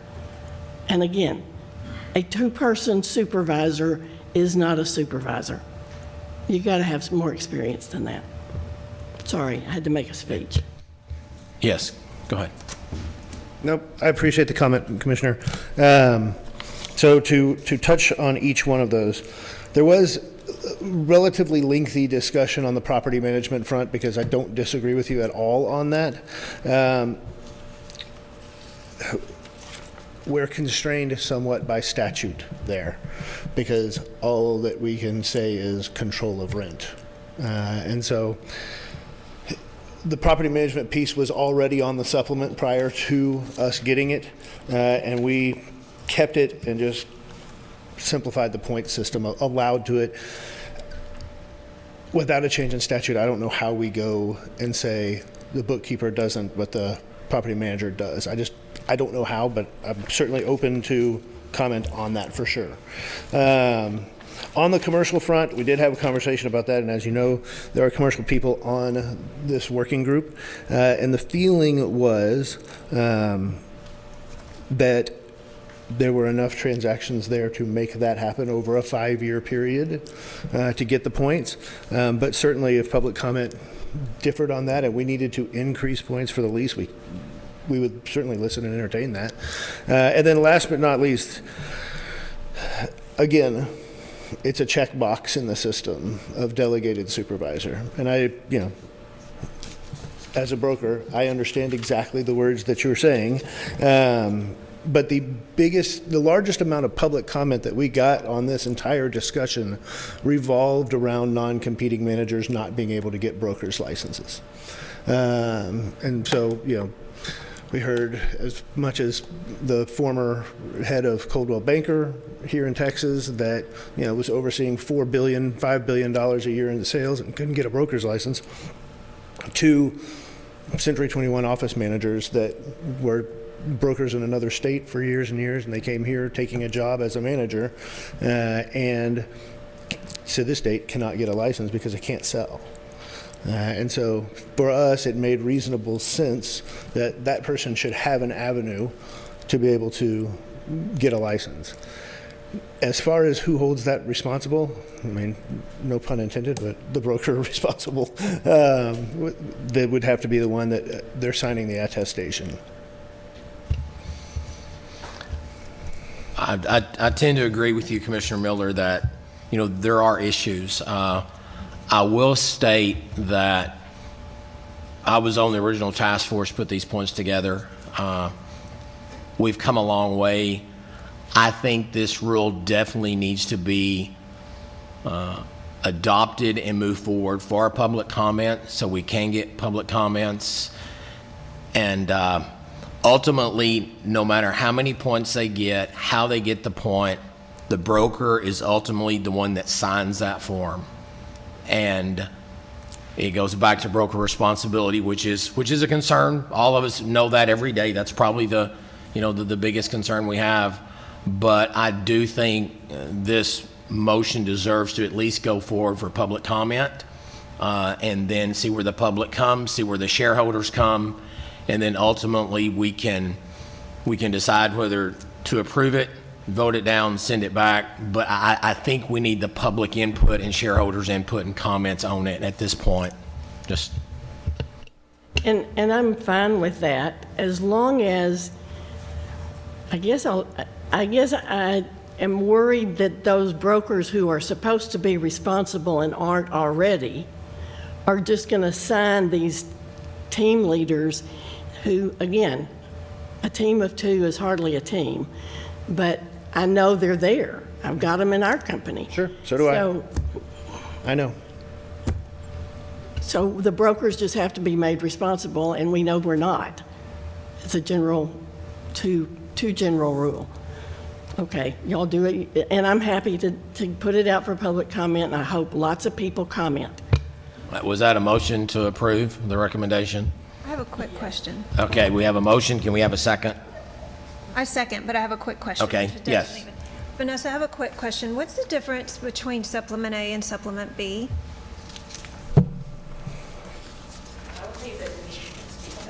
Okay, thank you.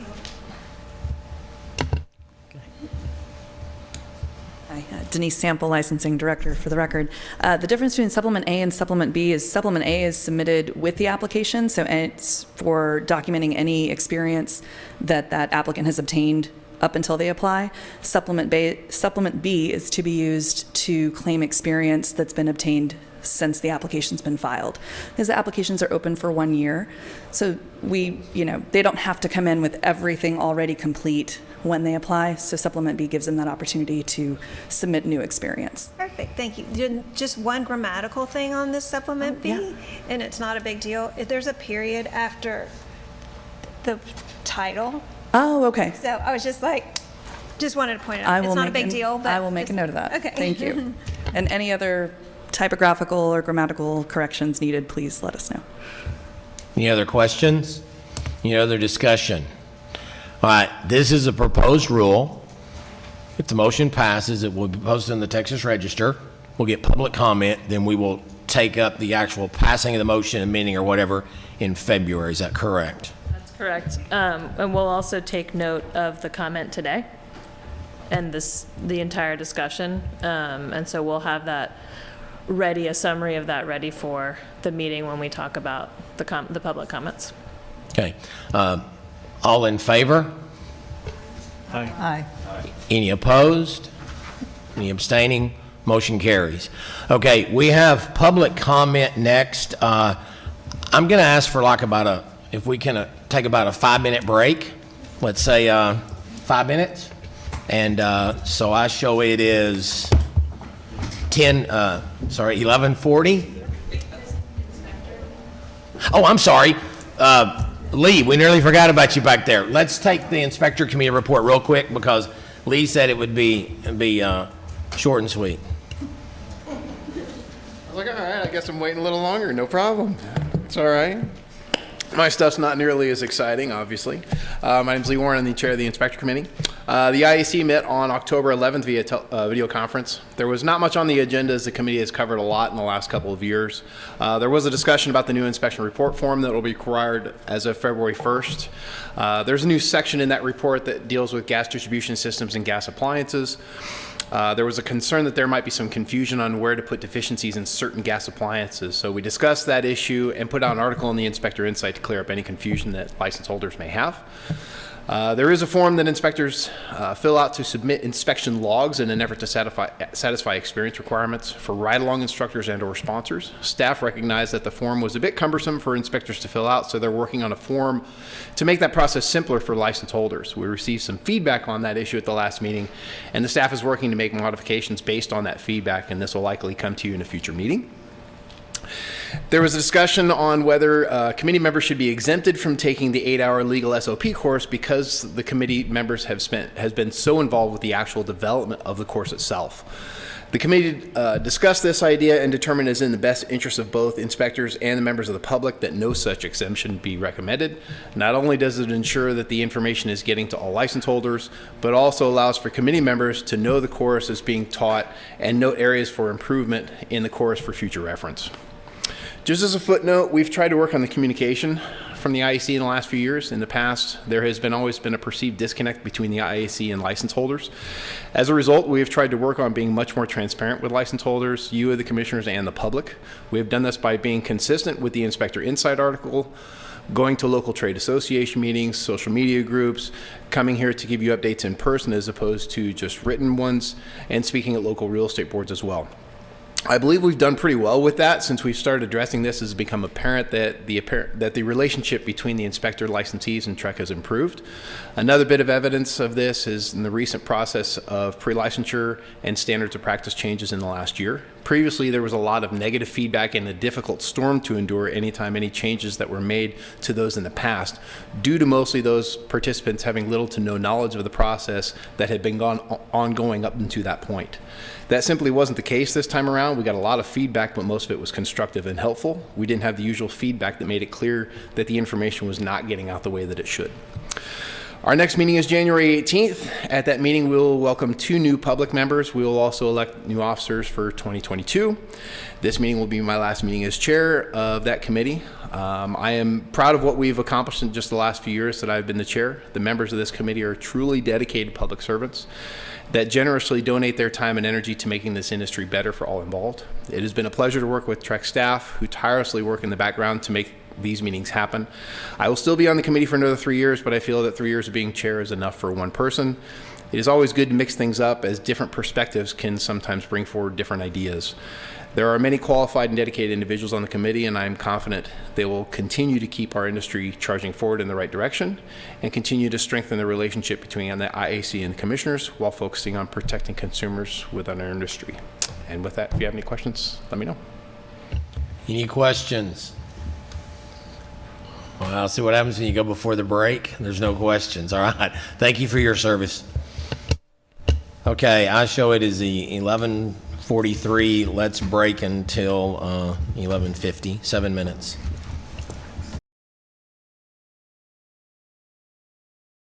Calling this meeting back to order in 11:55.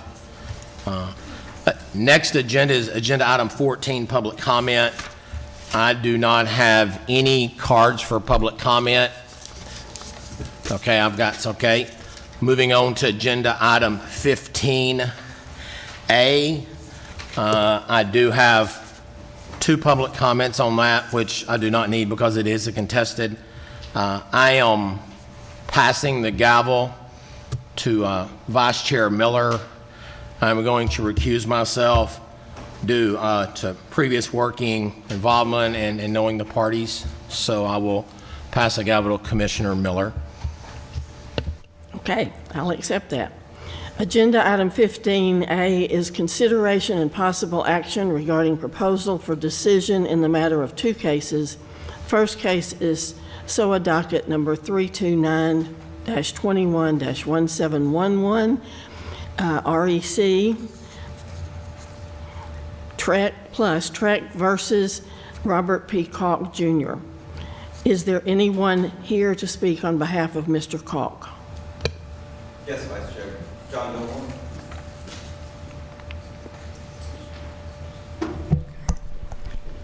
Good morning, Commission. Sorry, each party will be given 5 minutes to present. Commission staff will be given the opportunity to speak first. Sorry. Respondent will then be given the opportunity to respond. Staff will then be given an opportunity to respond to that. Mr. Roy, you are first. Thank you. Good morning. So in this case, the Commission is seeking to revoke Mr. Calk's sales agent license. The Commission had a burden of proof in this matter. Mr. Calk pled guilty to the felony offense of possession of child pornography. As part of his plea, he was sentenced to 7 years in confinement. That sentence was probated, and he was placed on community supervision until 2027. Additionally, he was required to register as a sex offender for life. If we review the PFD and the exceptions, you will see the seriousness of this offense, and in the interest of consumer protection, the need to revoke Mr. Calk's license. The PFD also highlights the graphic nature and the extent of the pornography that was discovered and documented by the police. I should note the evidence was collected from several sources, including a computer at the respondent's place of work. The PFD is well written, and it goes through the factors that are required by Chapter 53, the umbrella statute that underlines the factors that need to be considered in any licensing case, especially in cases like this to deal with revocation. After all the factors were reviewed and considered, the ALJ determined the Commission met their burden of proof and determined the respondent had not established that there was enough mitigating evidence to show that he was fit to continue holding a license despite his criminal offense. Respondent today may talk about his years of being a license holder, the support he has in his community, and other things. However, the ALJ fully reviewed this twice, through the initial process and through exceptions. And both times she denied and felt that the Commission met its burden of proof and there was enough mitigating circumstances for him to keep his license. It's never an easy decision in these matters. However, it's necessary in the interest of consumer protection to revoke Mr. Calk's license. Criminal offenses of this type that promote criminal offenses of this type promote other illegal activities and immoral behaviors in society. So we need to revoke Mr. Calk's license. Not doing so condones this type of behavior in the real estate industry and not adhering to our consumer protection mission. Historically, the Commission has always moved to revoke license holders that committed crimes of this type in the interest of consumer protection. That shouldn't change today, and in my opinion, shouldn't change going forward. Staff recommends adoption of this PFD with the recommendation that the respondent's sales agent license be revoked. The attorney that handled the matter is not available today. However, the expert witness that testified is available for more detail-oriented questions, Ms. Cooper.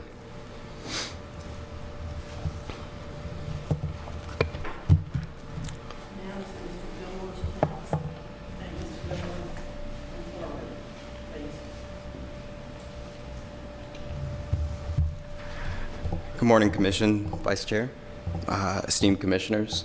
My name is John Gilmore, and I, along with Aaron Diaz, represent Mr. Robert Calk. I wanted to personally appear and thank you folks for your fair and neutral consideration of the facts before you today. We greatly appreciate the time you've spent reviewing all of the documents and all of the pleadings in this matter. I won't reiterate the arguments in our pleadings, but I did want the opportunity to introduce you to Mr. Calk. I think many of you may know who he is as a realtor. It becomes imperative to know who he is as a human being as well.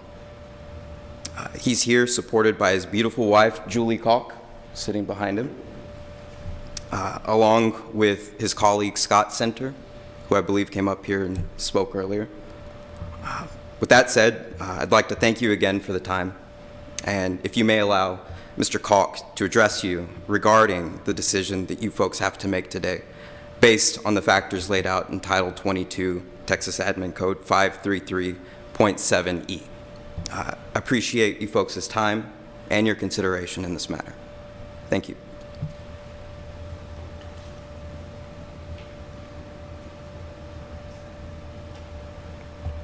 Vice Chairman Miller and Commissioners, I am Robert Kalk, and I ask you to forgive me for standing in front of you embarrassed and ashamed as I am today.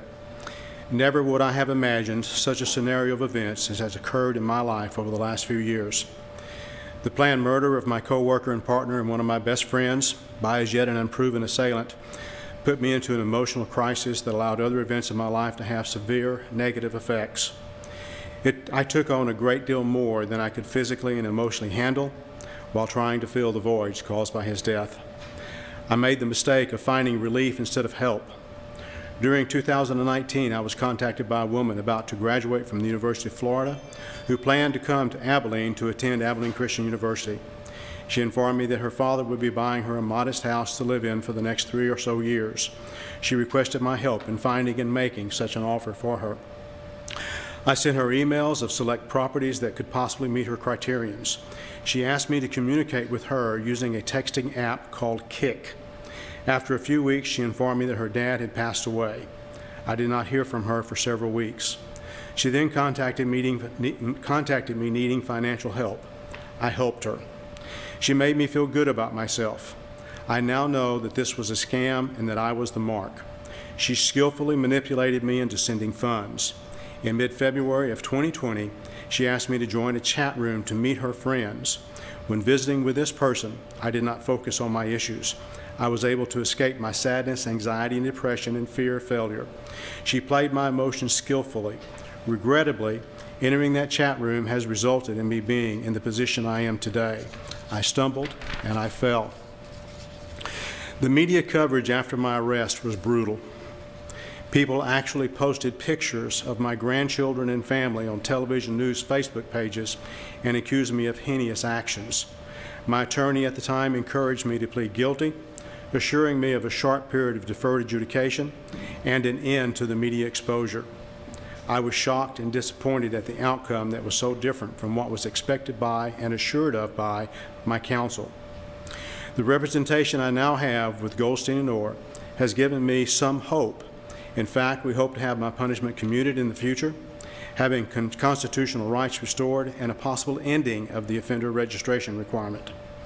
This entire situation has been devastating and is so foreign in my ability to understand what has happened and how to move forward with my life.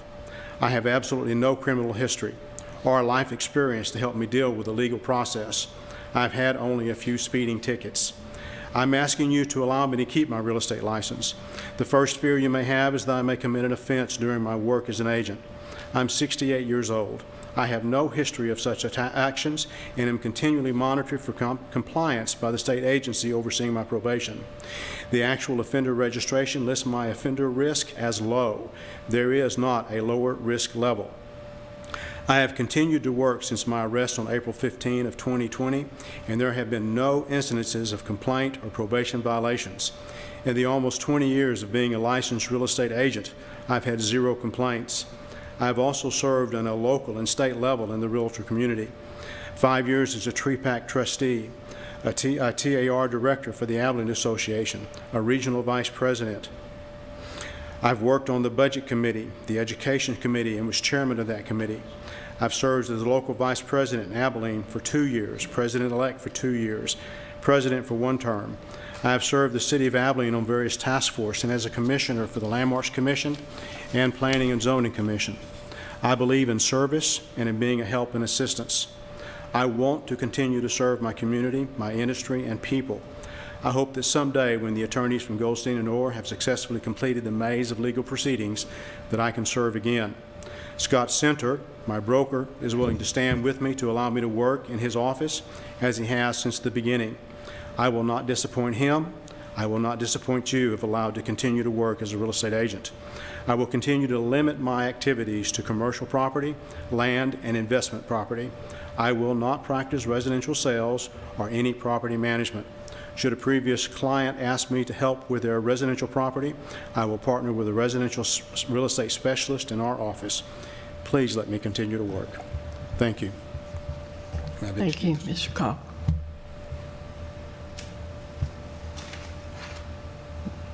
Mr. Malloy for his rebuttal. I'll mention that all those items were considered, what Mr. Koch talked about, were considered by the ALJ. And the ALJ had serious concerns that he downplayed his offense and misrepresented himself to people in the community in regards to that. And it directly, reflects in the PFD that they had concern about his honesty in reflection to, how he handled himself to other people that signed letters of recommendation for him. Just in closing, I would review, if you want to see the culpability, at least the tip of it, I would go to page 78 of the Commission's materials and start there with the paragraph that starts about materials from the criminal investigation. And that shows you a highlight of what we're talking about here, the seriousness of it. Thank you. Is there any questions? Are there any questions? Okay. Thank you.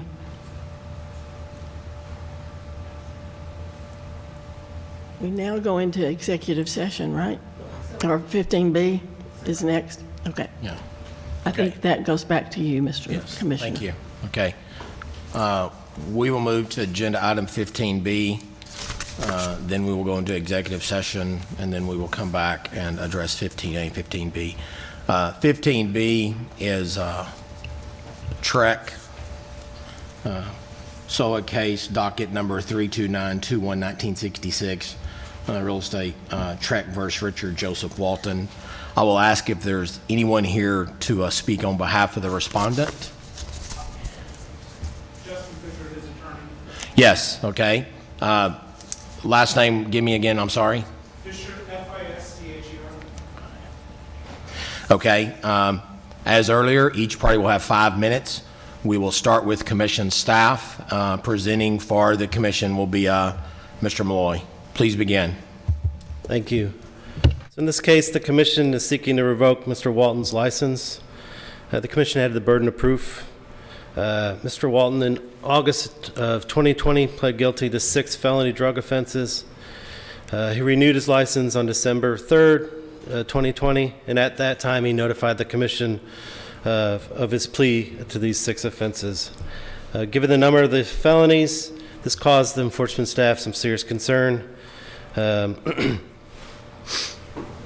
If the license holder was still fit to retain a sales agent license.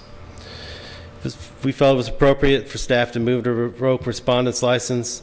At the hearing, the ALJ determined that the commission met its burden of proof to show that Mr. Walton pled guilty to the 6 felonies, which is a violation of the License Act, and additionally found that Mr. Walton failed to timely notify the commission within 30 days of the finality of these criminal cases. However, when applying the mitigating factors as required in Chapter 53, the ALJ determined that there was enough mitigating factors or mitigating evidence that he could retain his license. The ALJ only recommended to fine Mr. Walton $3,000 for failing to timely notify the commission regarding his 6 criminal offenses. Basically, it breaks down to $500 for each failure for each of those 1 offenses. All these drug-related offenses are directly related to the brokerage activity per the commission's rule. While 6 of these occurred within a 4-month period, 6 is still a large number of offenses, and reason to give this matter some serious concern. The question to ask in this case would be, did the judge appropriately weigh the number of felonies with the mitigating facts? In my opinion, the judge erred in her analysis of the mitigating circumstances and applied the law incorrectly. Overall, this PFD goes through goes directly to our consumer protection responsibilities. Alternatively, adopting this PFD as written would establish a bad precedent. Currently, a license holder that commits a felony offense that has enough mitigating factors will receive an agreed order. That agreed order will either place the person on a probated suspension or, in rarer cases, a probated revocation. And that probation period usually lasts the full amount of their criminal supervision. So it provides an additional level of supervision on behalf of commission staff for people that are additionally on criminal community supervision. In this case, respondents on community supervision until August 2026. Historically, I cannot recall a license holder with this many recent felonies being placed on probation. Traditionally, the move is to revoke a person that gets this many felonies. So the commission must at least, I would hope, maintain the current standard of probation or, maybe properly move for revocation. So staff recommends the commission not to adopt the PFD as written, but consider modifying the PFD to revoke and fine the respondent, or at least alternately keep the standard that the Enforcement Division has in the commission on a probated suspension or revocation and fine for his failure to notify the commission. Sandy Zimmerman, the attorney that handled this matter, is available for additional questions if needed. Any questions? Commissioner Lerner. Can you tell me how many of those offenses were per charge or per event? Like were 6 offenses? 2 happened at one time, and then 4 of the other ones happened in another date. Okay, so 2 different occasions. Yes. Okay. Yes. Okay, any other questions? Okay.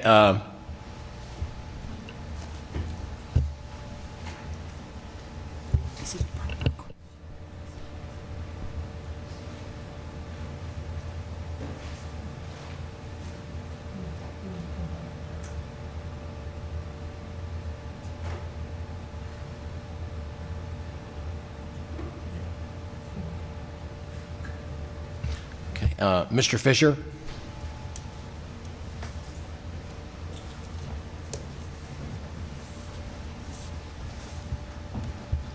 Thank you, Mr. Commissioner, or Mr. Chair, Rest Commission. I appreciate y'all allowing me to speak to y'all this morning.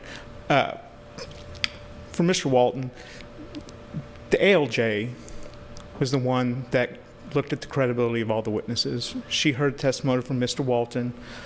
She judged his credibility as to the factors in Chapter 53 to determine whether he should retain his license or not.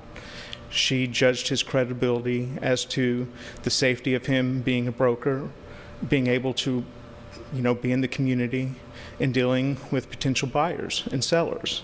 And the ALJ determined that Mr. Walton should retain his license. Now, he is on deferred adjudication community supervision for 6 years.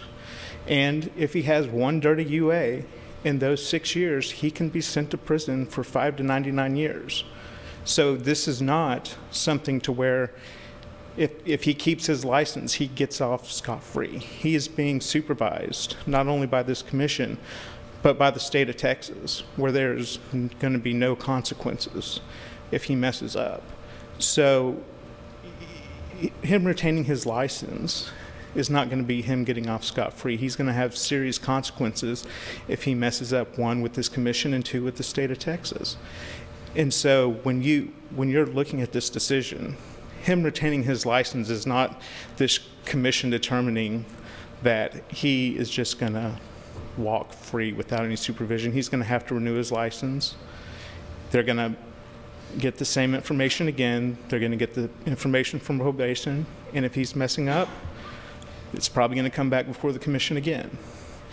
And so when y'all go back and talk about this, while 6 felonies can seem like a lot, when you're looking at 400 milligrams, you need to realize it's not pure THC. It's adulterants and dilutants. So you could have 1 milligram of THC and 399 grams of sugar. So when you consider that, and that none of this was done with a client, that he was done doing with the real estate transaction, considering the ALJ's view of credibility and the ALJ's decision for him to keep his license with the fine. I believe this commission should follow the ALJ's decision. Now, at this point, with the chair and commission's approval, I'd like to introduce the commission to Mr. Rick Walton to make a statement, if there's no questions. Fine.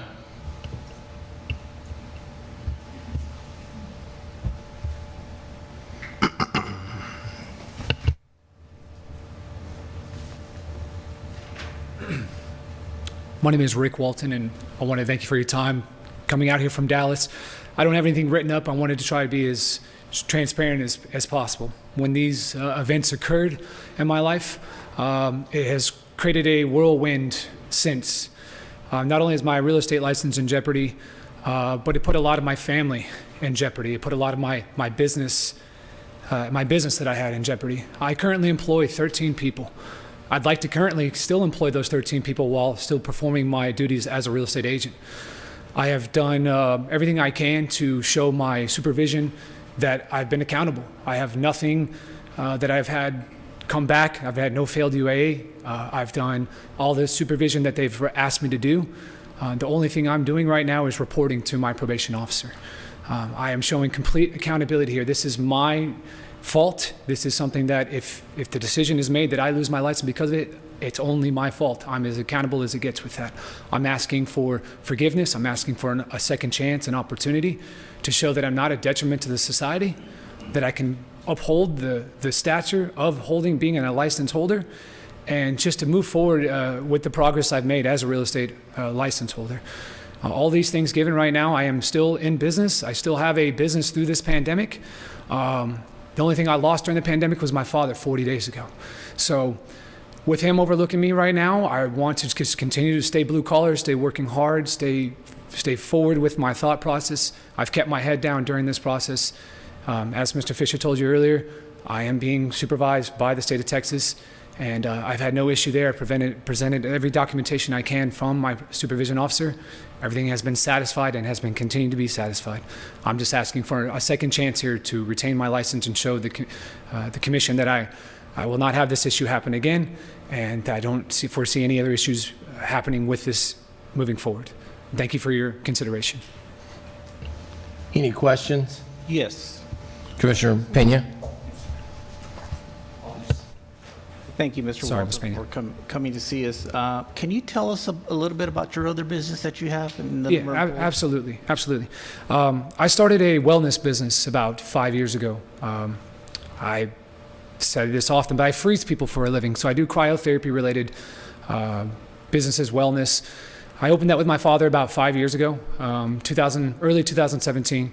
Previously, my background was in spine surgeries, working as a medical device rep. So I wanted to try to help people with natural care before they went under the knife. And with my dad being a victim of back surgery twice in the past 15 years, we decided there was a great business opportunity for us.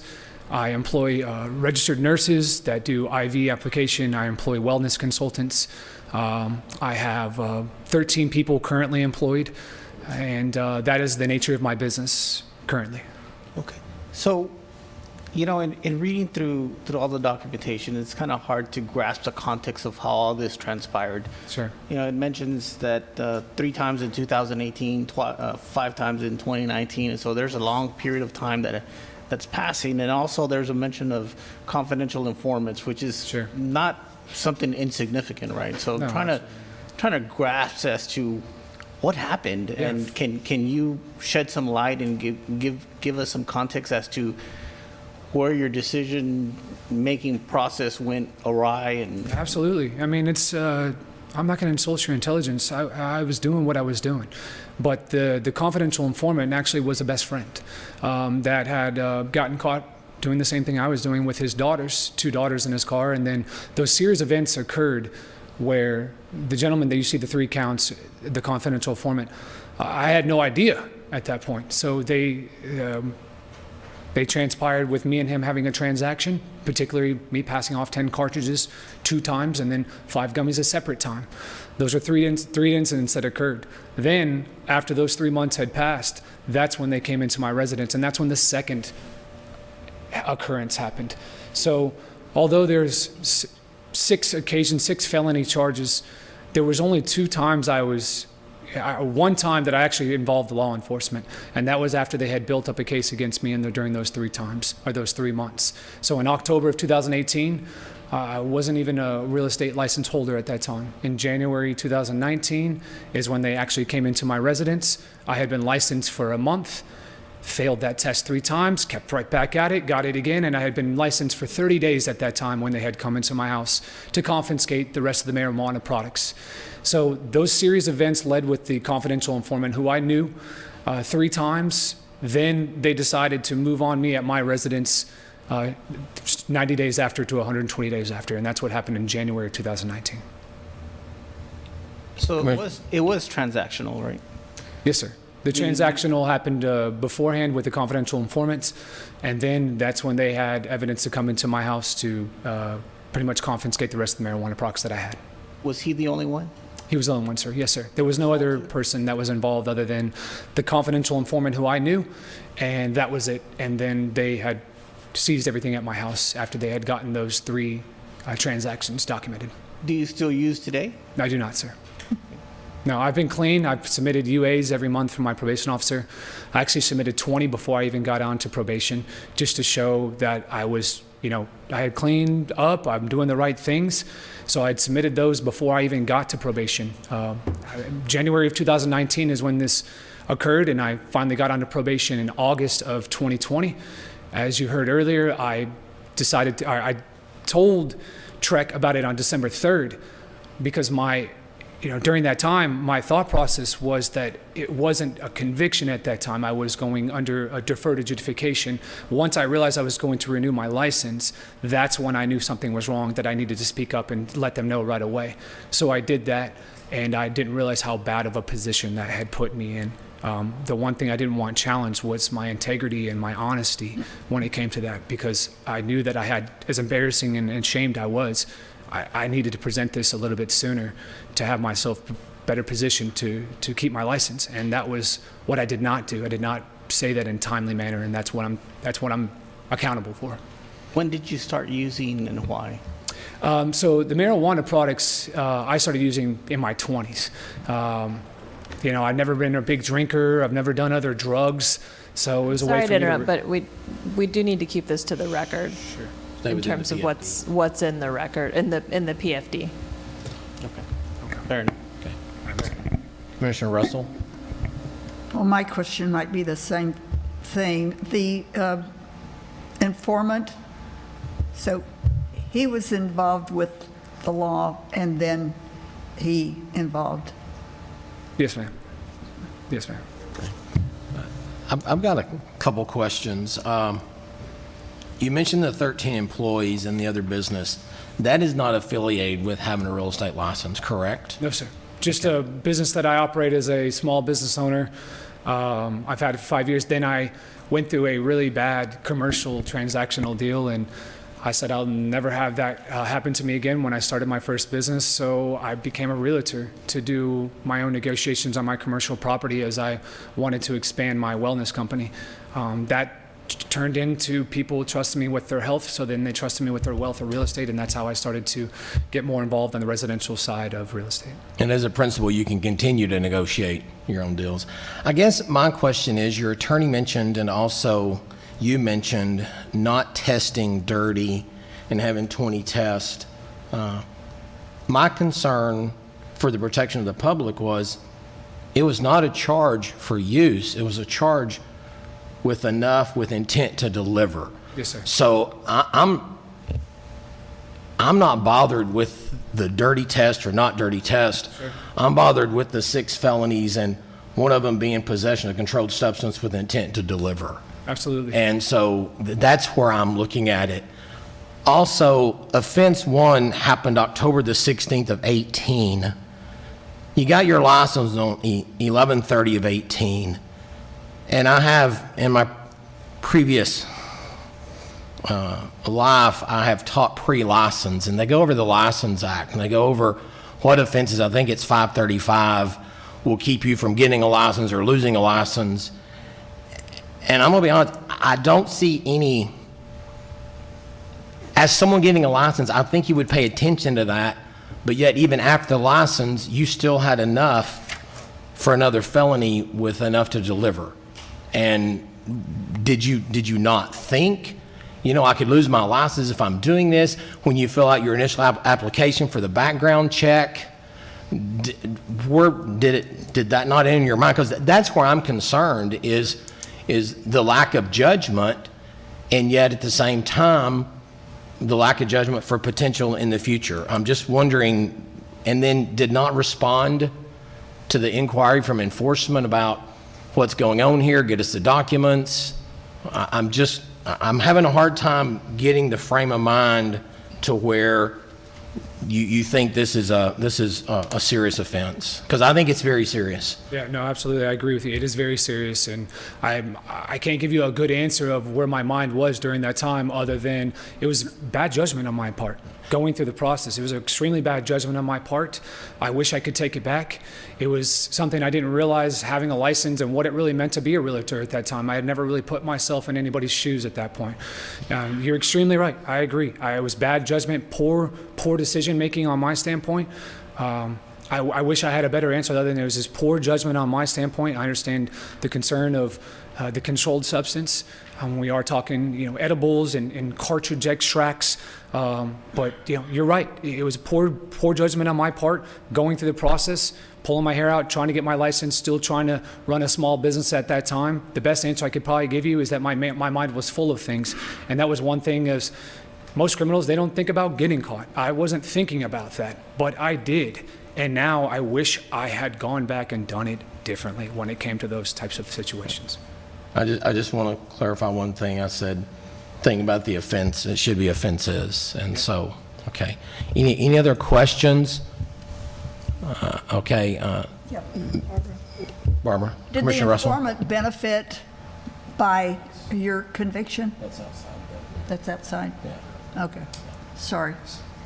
Okay. Any other questions? If not, I'll I just have. want to make sure, was your friend the only one? Yes, in this process, now clearly the amount I had other people that I was dealing with, but he was the only one during this transactional process. There was nobody else. Okay, rephrase that again, because I misunderstood. The transactions that occurred was only one person on where they had a confidential informant. That was my guy that I knew. That is what happened during that time. Let me rephrase the question.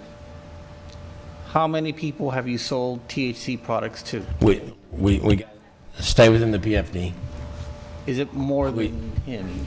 We've got to stay within. We've got to stay within the information here. Fair enough.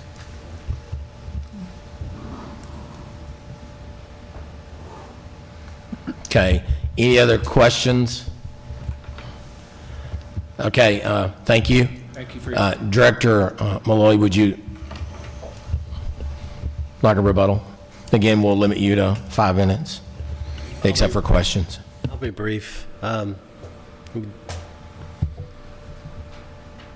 just went through the Train the Trainer course for the legal and ethics next year, and one of the biggest sections there is about fiduciary responsibilities and being meticulous and things like that. In this situation, he talks about his bad decisions. There's a lot of bad decisions. And, he may be under community supervision by the criminal justice system, but this order gives us no control over his possible bad decisions down the road that will impact people financially. And like you were speaking to, Chair Kestner, he was doing this while he was taking his courses, assumably. And where it should be really fresh in your mind about, the responsibility you're taking on as an agent, and, gives you retrospect of, what he was doing or his intent. And overall, what I heard today, he doesn't need his license to perform his his other responsibilities. You definitely don't need it to be a principal in a transaction either. So, thank you. Any questions for Mr. Malloy? Okay. Mr. Fisher?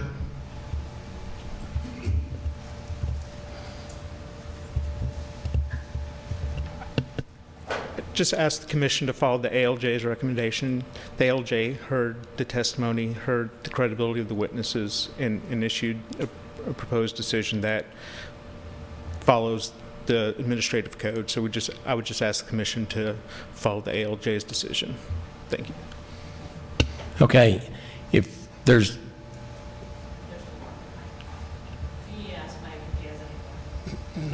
Director Malloy, anything to add? Okay. I am showing 12:33. We're going to go into executive session. I'm going to estimate 1 hour, let's say 12:45, hour and 12 minutes. There's a lot on the executive agenda. So we will adjourn at 12:33. We will be back at 1:45.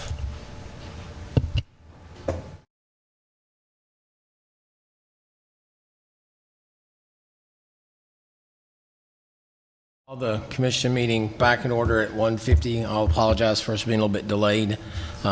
We will go back to agenda item 15A, and I will pass the gavel to Commissioner Miller.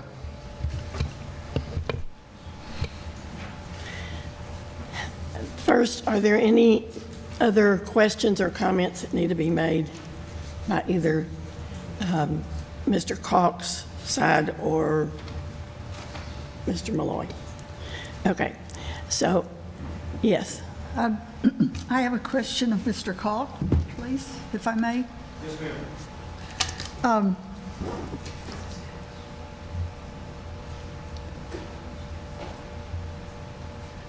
I just have to know why you pleaded guilty if you felt maybe you didn't have effective counsel or something.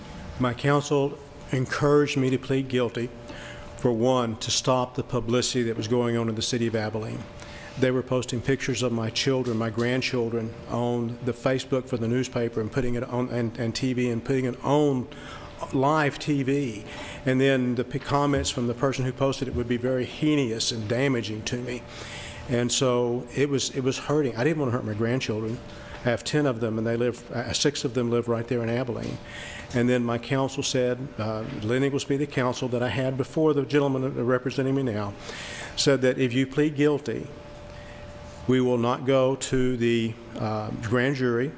It will stop the publicity. You'll get probably 3 or 4 years deferred adjudication. At the end of the deferred adjudication, everything will be dropped. You'll have no loss of constitutional privileges and rights, and you'll have to register as an offender for a total of 10 years. And so from the standpoint of protecting my grandchildren, I thought that was an excellent idea. And so that's what we did.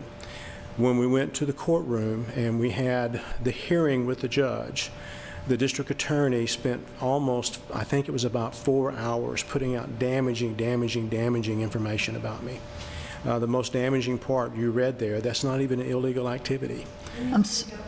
Okay, the most damaging part there was what you read with the conversation, texting conversation, and you can ask the attorneys, now that's not even an illegal activity, but it was allowed to go into the courtroom to affect the judge's decision. And then he gave me 7 years, guilty 7 years, and then suspended the sentence. And my attorney even encouraged me to plead guilty by reducing my legal fees by $20,000.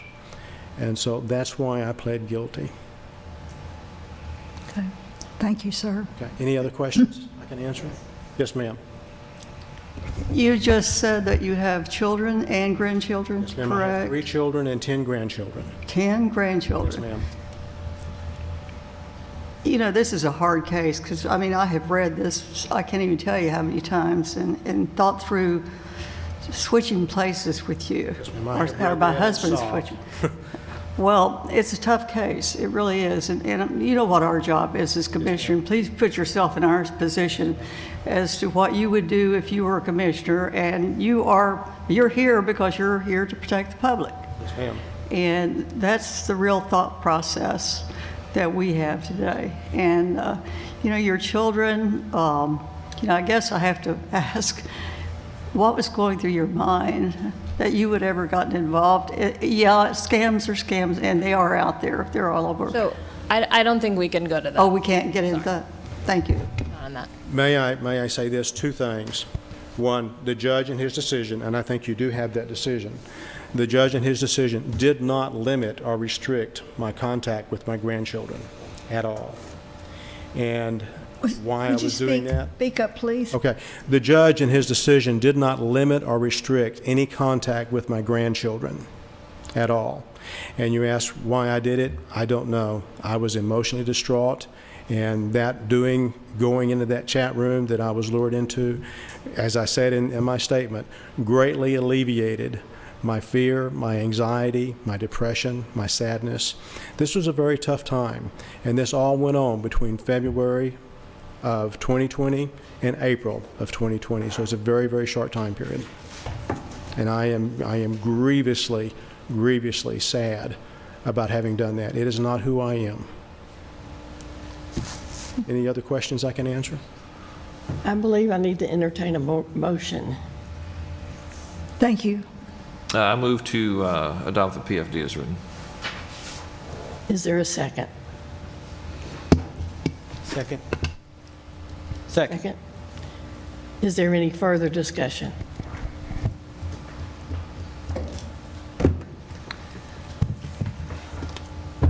Hearing none.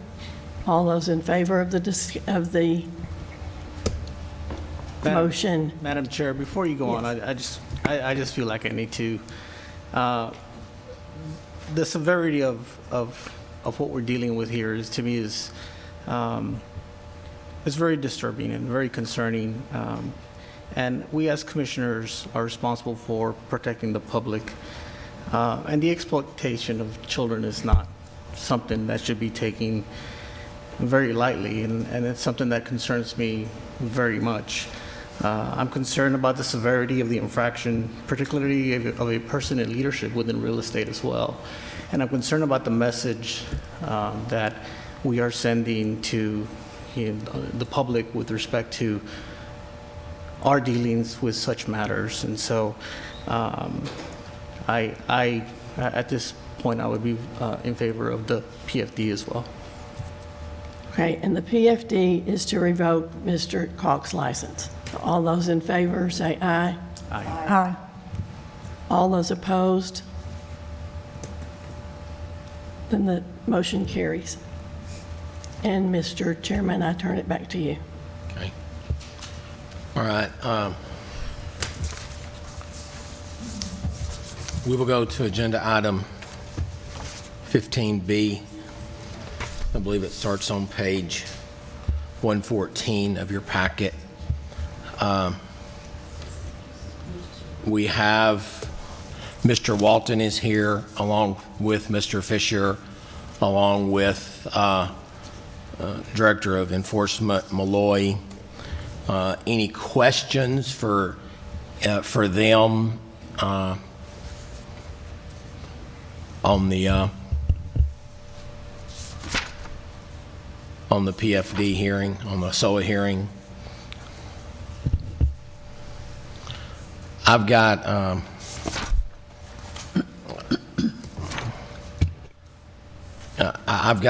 a question for I guess enforcement, Mr. Malloy.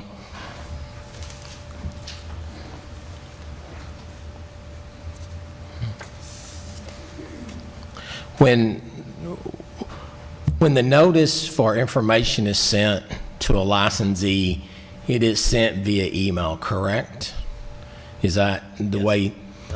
And so that is the email we have on record for the licensee, correct? It's checked the time that when we send that letter out, double check to make sure that's the email address at the time that we Okay. send it. And then we send, if we don't hear a response, we send another email, and we CC their broker if they have a sponsoring broker at that time. Okay. And say, we haven't heard from you. And was the email, the notice, was it sent to the same email that was sent to Mr. Walton when he was talking about applying for the test and passing the test and submitting the everything? It was, I guess the point I'm making is it was a good email where he got the notice? Yes. As far as you know? It's the email that we had a record of him at the time. Mr. Fisher, do you know, or Mr. Walton, do you know if that was? I think he said he changed it at some point. Sorry, if I may, in the PFD, I believe it said that he got it and responded to it, and there was back and forth communication between the Enforcement Division and himself regarding the documents. Okay. I'm just wondering because he got his license on the 13th, and then I'm just finding it hard that he did not reply as required or reported as required by the License Act. But he's not here, so I'll. We had to continually press him for information, so that was part of our allegations for failure to respond. Okay. I was hoping for the ALJ partially, or we considered that he partially responded, but it wasn't to our satisfaction. Okay. All right. Any questions for either counsel? All right. I would like, no questions. I'd like to submit a motion, then we can certainly have the discussion afterwards. I move that the commission modify the findings of fact and conclusions of law as follows. The commission strikes finding of facts number 7 as listed in the proposal for decision and replace it with the following. On January 10th, 2021, Mr. Walton emailed staff explaining that he had requested that his community supervision officer provide additional documents for his Collin County offenses. The commission strikes findings of fact number 8 as listed in the proposal for the decision and replaces it with the following. 8, as of late January 21st, Mr. Walton had not fully complied with the commission's request for information. The commission strikes the finding of fact number 17 as listed in the proposal for decision and replaces it with the following. Holding a real estate license will not create a situation in which Mr. Walton has an opportunity to repeat the prohibited conduct. The commission strikes the finding of fact number 26 as listed in the proposal for decision and replaces it with the following. 26, given the nature and seriousness of Mr. Walton's criminal offenses, his age at the time of the crime was committed, and the recency of the crime, and the evidence shows Mr. Walton possesses a continued threat to the public safety. The commission strikes finding of fact number 27 as listed for the proposal of decision and replaces it with the following. Mr. Walton does not overcome the evidence that he lacks the requisite honesty, trustworthiness, integrity to hold a real estate license at this time. The commission strikes conclusion of law number 7 as it is listed in the proposal for decision and replaces it with the following. Mr. Walton possesses a continued threat to the public safety. The commission strikes conclusion of law number 9 as listed in the proposal for decision and replaces it with the following. For purposes of determining its eligibility and fitness to hold a license, the commission may treat Mr. Walton's 6 orders of deferred adjudication as 6 convictions. Texas Occupation Code, Section 53.021, 53.022, and 53.023. The commission strikes conclusion of law 10 as listed in the proposal for decision and replaces it with the following. Respondent has failed to establish that he is fit to hold a real estate sales agent license. Texas Occupation Code 53.022 through .023, Chapter 22 of the Texas Administrative Code 541.1A through D. Mr. Walton's license should be revoked pursuant to the Texas Occupation Code 11.01354-2 and 11.01652A1, Texas Occupation Code Section 53021D, 53022, and 53023A. and Section 22 of the Texas Code 541A 111 and 14. The Commission strikes conclusion of law number 11 as listed in the proposal for decision and replaces it with the following. Respondent failed to provide the Commission additional information requested by the Commission in a reasonable time. Texas Occupation Code, Section 1101.652A4. The Commission strikes conclusion of law 12 is listed in the proposal for decision and replaces it with the following. The Commission has demonstrated its authority to impose an administrative penalty of $3,500 against Mr. Walton for the failure to notify the Commission of 6 guilty pleas within 30 days of entering to the plea and for failure to timely respond to the Commission's request for information, which penalties represent the minimum penalties established by the Commission in these offenses: Texas Occupation Code 11.01.652A4, 1101.652A6, and 1101.702B. Section 22 of TAC Code 535.191. The revised sanctions are reasonable and fall within the Commissioner's schedule of administrative penalties found in Section 535.191. Additionally, the ALJ's recommended sanction is not consistent with other sanctions imposed in cases with similar facts, as it is too lenient to be effective. I so move. Commissioner. Second. I've got a second. Discussion. I don't agree with this as written. If this is not voted in, I'd like to put forth another idea. I made the motion based on the fact that our job is to protect the public and protect the consumer. And Mr. Walton had 6 felony convictions, and perception is reality. Whether he was using or not, there was enough to deliver. And I think our duty as a commissioner is impose the rules, the laws, and the regulations of the state of Texas the way they are written. Whether you agree with some of the findings or not, the fact is we have a licensee that has 6 felonies and was committing the offenses before, during, and after getting a license. And I think we send a message to the public that if we do not revoke this license, we are condoning offenses that are classified as felonies in the state of Texas. And I don't like to revoke licenses. I really don't. But I think with this offense, the way it was happening, I think this commission's responsibility to the consumers of Texas is to revoke the license. And so, of course, I'm speaking in favor of my motion, but I truly believe that. Other discussion? Well, was Leslie trying to amend the motion? I think, no, the motion will have to be voted down, and then a second motion can be made. Any more discussion on the motion to revoke? Go to revoke based on the 6 felonies and administrative penalty of $3,500. Any further discussion on that? Then we will vote. I'm sorry. First, I think I'd like to hear what Commissioner Lerner's thought process is. I agree with that. Okay.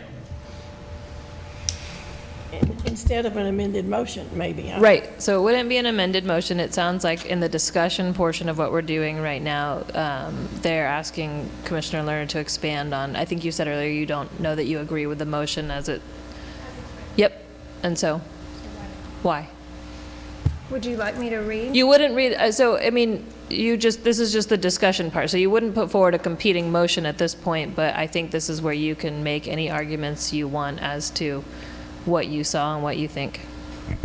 I agree. I believe that we should permit him to have a license on a probationary status for the length of his probation with the state.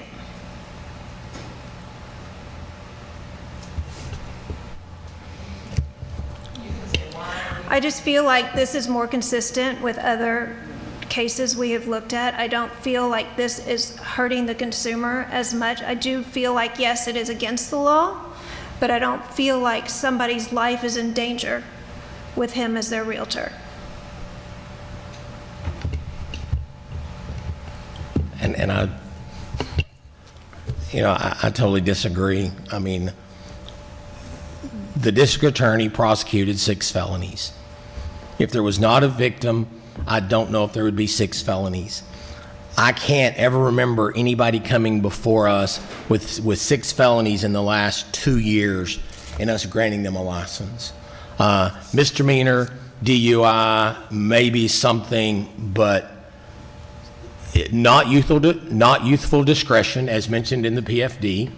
31 years old, chose to have enough controlled substance to deliver.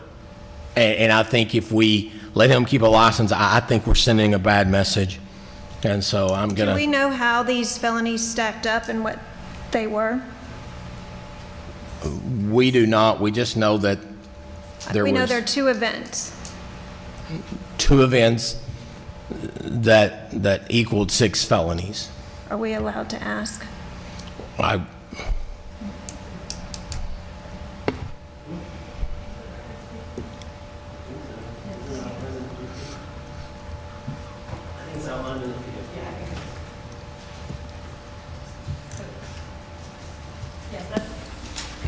That's outlined in the PFD, so if it's in the record, you can speak to it. Would his attorney like to speak to us what the 6 felonies were? Yeah, I'm looking them up. Thank you. They're on page 137 of 310, I believe. It says, Mr. Walton pled guilty felony offense of manufacturing, delivery of a penalty group 2 and 2A controlled substance in amount over 400 grams.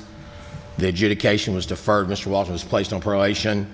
Then August 27th of 2020, Mr. Walton pled guilty to the felony offense of possession of a controlled substance with intent to deliver. But how is that 6 felonies? That's what I'm trying to figure out. So he had 1 state jail felony, possession of marijuana, 4 ounces to 5 pounds. Then he had 5 possession of a controlled substance, penalty group 2 or 2A, which was the vape pens or the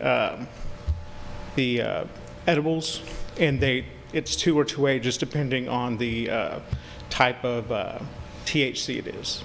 So those are the 5 felonies, are the 5 first degrees are the vape pens or edibles, and the state jail felony is the leafy marijuana.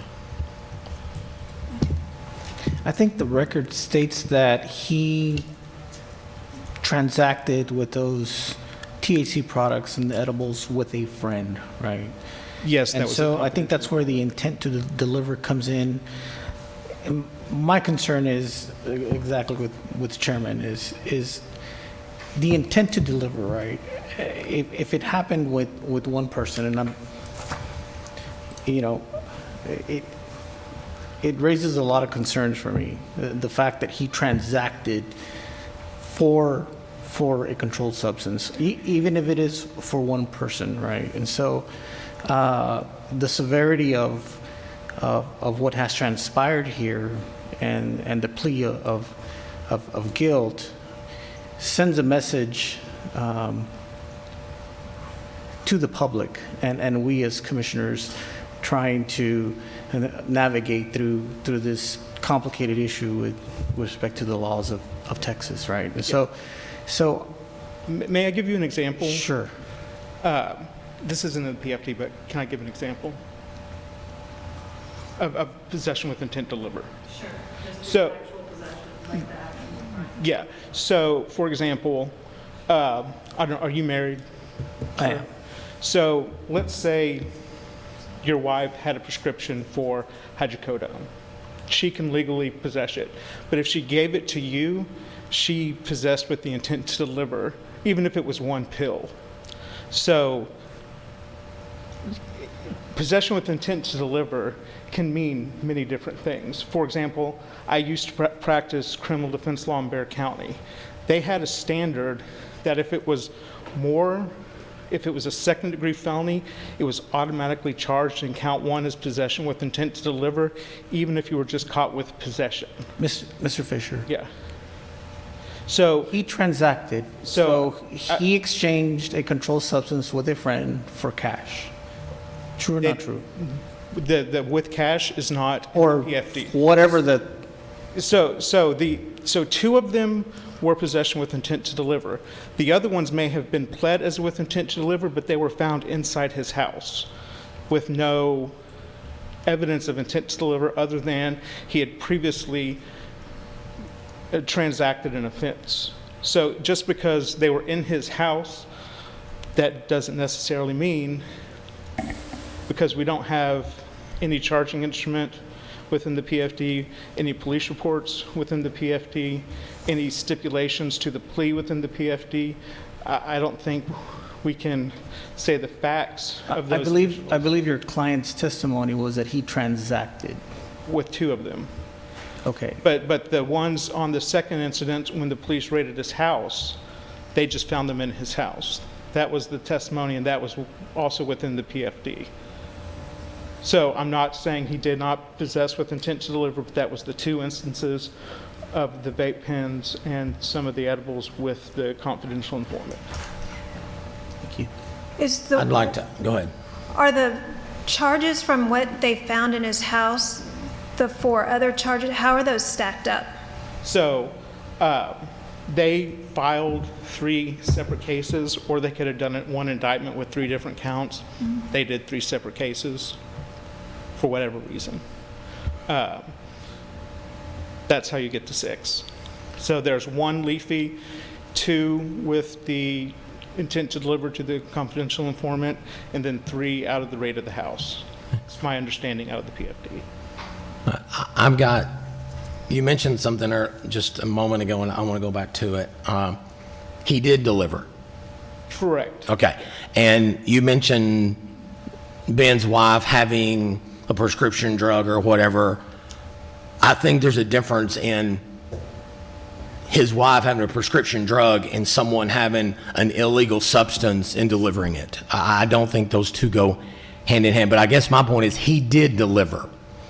Yes, and he didn't dispute that, and that hasn't been Right. disputed Okay. from the ALJ hearing to now. Right. I just want to make that clear that he did deliver. Yes, that's been admitted from the beginning, yes. And I will stand by my motion. I don't care if it's 1 felony, it was a controlled substance with intent to deliver, and that to me is enough not to have a license in the state of Texas and protect the consumer. So I'll stand by my motion. Can I say something really brief? Yes. I don't get into the semantics. The criminal courts, they considered all this. They considered the facts, and the prosecutors, that's what the charge that they brought, and that's where the plea is. So we're looking at, I know we're arguing the facts of the criminal cases, but that's something that the criminal courts are responsible to do. So if they feel that was the appropriate charge, was the appropriate charge, and the respondent here, he had chances in his day in court to defend all those charges, even if there was just they raided his house and picked up every individual thing and made that charge. That's what the prosecutors did, and that's why we're standing here today, because of the 6 individual felonies, regardless if it occurred all on the same day or anything like that. So, okay. Mr. Chairman, is the respondent allowed to apply for reinstatement after a certain amount of time? And any revoked licensee, 2 years from the revocation, can apply for reinstatement for actually a new license. It wouldn't be a reinstatement. They'd actually take the test again and be issued a new license. Correct? Correct. Is that yes? They may get some credit for education. Depends if the education had changed in the period. And that includes the previous case. Any licensee that has a license revoked can reapply in 2 years. And at that time, the commission or at the time will decide whether they're worthy. We apply all the same factors we do for Chapter 53 and see if if that person, whomever it is has repaired their life enough to be fit to get that honesty, trustworthiness, and integrity standard that we have. And I'm looking at, let's look at this one specifically. Today is, November of 21. That would be November of 23. That's 4 years after the offense, not 2 years after the offense. Does that make sense? And I think as a commission, I think I would view it differently. I think when we issue licenses and someone has a offense previously and they haven't had anything recently, I think enforcement looks at that. I think the commission looks at that. I think we've had historical, data showing that. But, the last offense occurred January of 19. And that is not that long ago. And that's why I think... I apologize. There's a certain limitation we can consider these as convictions. It's 5 years from the date of the plea. So the time has been clicking since he pled out. So after the 5-year period, if it's not considered a conviction anymore, we can't legally use it against them. Thank you. Any other questions? All right. We vote on the motion, voted down or voted for. If voted down, we go to the second one. Okay. All in favor. I don't need to read it again. Motion as proposed earlier. All in favor, please say aye. Aye. Okay. Do we want to poll? Okay. Commissioner Wilkinson? Aye. Miller, aye. Pena, aye. Nay. Aye. Nay. Motion carries 4-2. I vote aye. 5-2. Motion carries to adopt this motion. Okay? All right.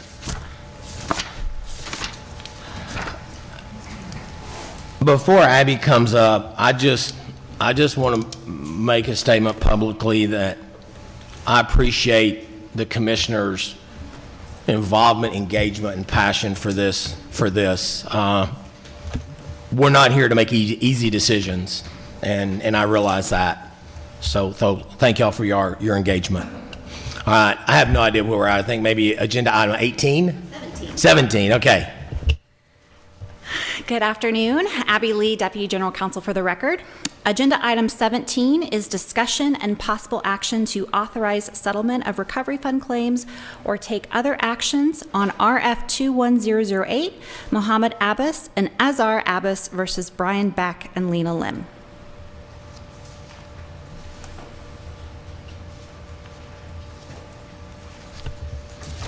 My microphone quit. We have a entertaining a motion. On agenda item 7A, I move to authorize a settlement statement of $50,000, the maximum amount allowed by law.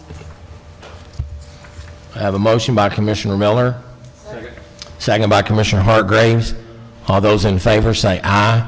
Aye. Aye. All opposed? Any abstaining? Motion carries.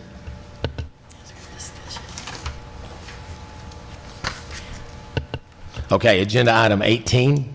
All right. Abby Lee, Deputy General Counsel, again for the record. Agenda item 18 is the report regarding denial of recovery fund claims.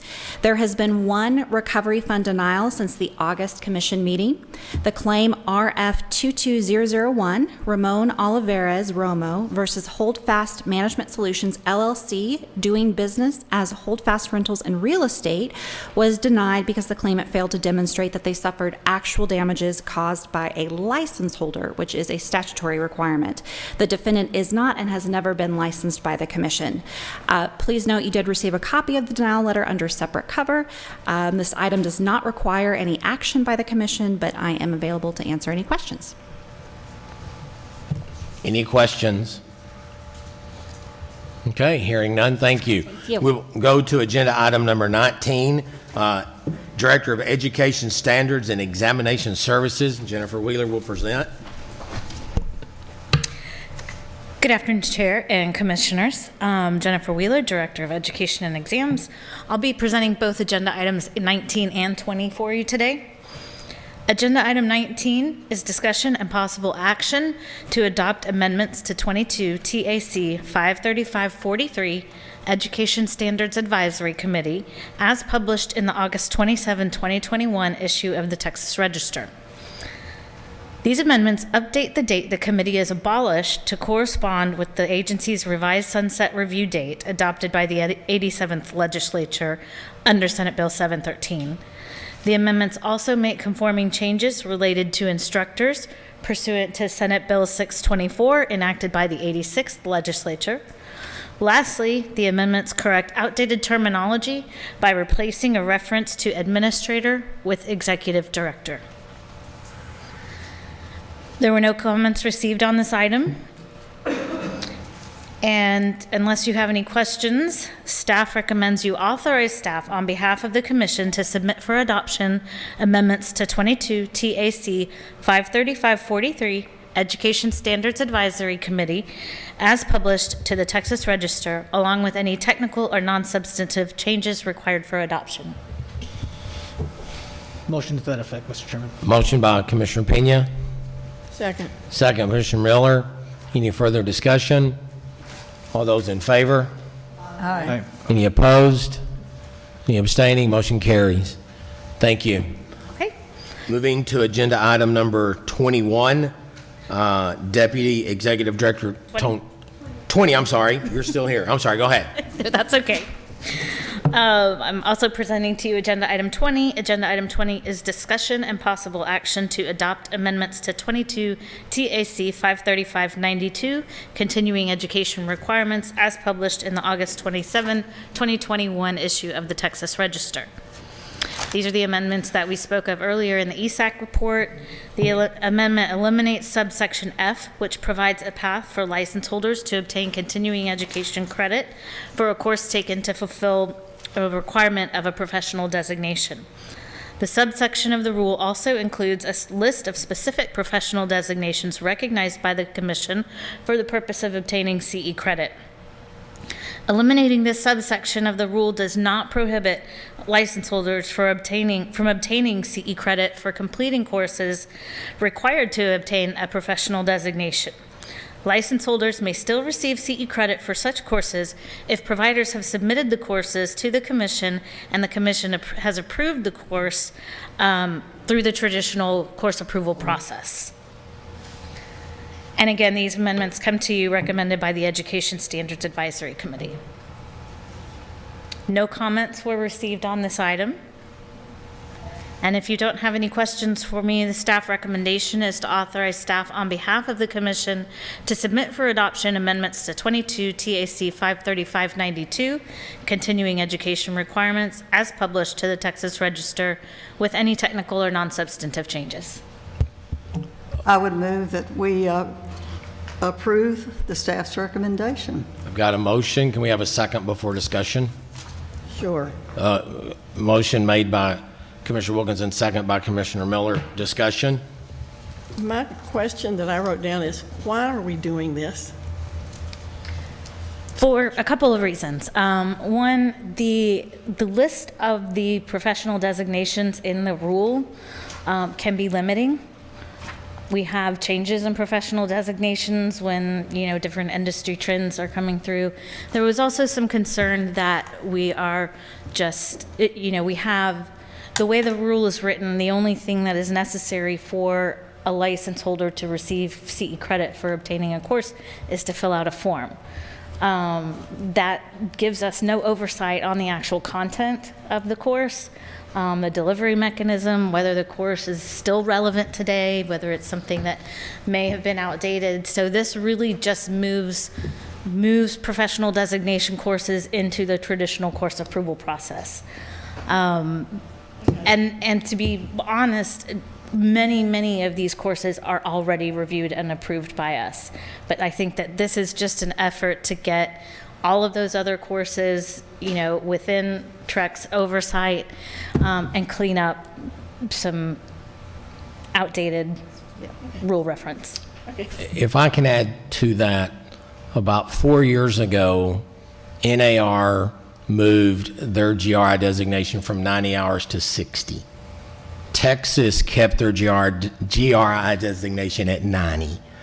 I just want to make sure we're communicating with the shareholders to make sure GRI 1, 2, and 3 are still going to be approved, because as a broker, I encourage that for their first renewal. It completes the 90 hours in legal 1 and legal 2. And so that might be why GRI, any place but Texas, is only 60 hours now. But I just want to make sure we stay engaged with the shareholders, because a few years ago, there was a GRI class that was not approved, and nobody knew about it for several months. And so just... And I recall that. I do, too. But just for the record, Texas Realtors has all 3 GRI courses approved currently. Good. Okay. Any further discussion? All in favor? Aye. Any opposed? Any abstaining? Motion carries. Thank you. Now I will let you sit down. Agenda item 21, Deputy Executive Director Tony Slagle presenting. Good afternoon, Commissioners. Deputy Executive Director Tony Slagle for the record.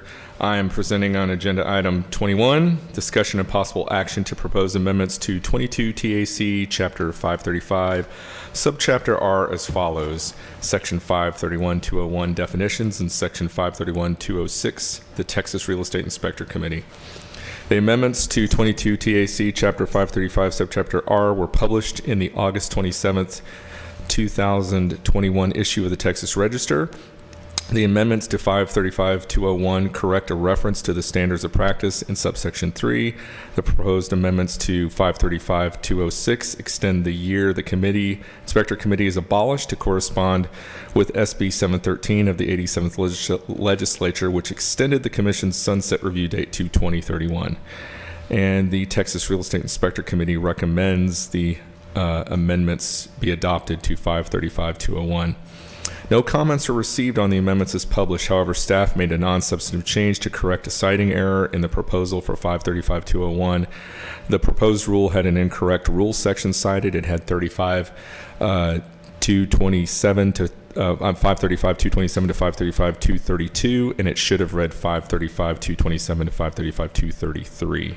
The rule before you for adoption has made that non-substantive change. So if there are no questions for me, the staff recommendation is to authorize staff on behalf of the Commission to submit for adoption amendments to 22 TAC Chapter 535 Subchapter R as presented to the Texas Register, along with any technical or non-substantive changes as required for adoption. So moved, Mr. Chairman. Got a motion by Commissioner Pena. Second. Second, Commissioner Miller. Any further discussion? Any discussion? All those in favor? Aye. Any opposed? Any abstaining? Motion carries. Thank you. Thank you, sir. Moving to agenda item 22, General Counsel Vanessa Burgess will present 21, 22, 23, and 24. And 25? And 25? That's what it says. Yeah. Okay. Agenda item 22 is discussion and possible action to adopt amendments to 22 TAC 535.148. The amendments to 535.148 were published in the August 27th issue of the Register. The amendment corrects a statutory reference and updates a form adopted by reference. These changes relate to the transfer of RSCs to Texas Department of Licensing. No comments were received on the amendments as published, and the staff recommendation is to authorize staff on behalf of the Commission to submit for adoption amendments to 535.148 and the form adopted by reference as published to the Register, along with any technical or non-substantive changes for adoption. Entertain a motion. Motion to that effect, Mr. Chairman. Motion by Commissioner Pena, second Commissioner Miller. All in favor, say aye. Aye. Any opposed?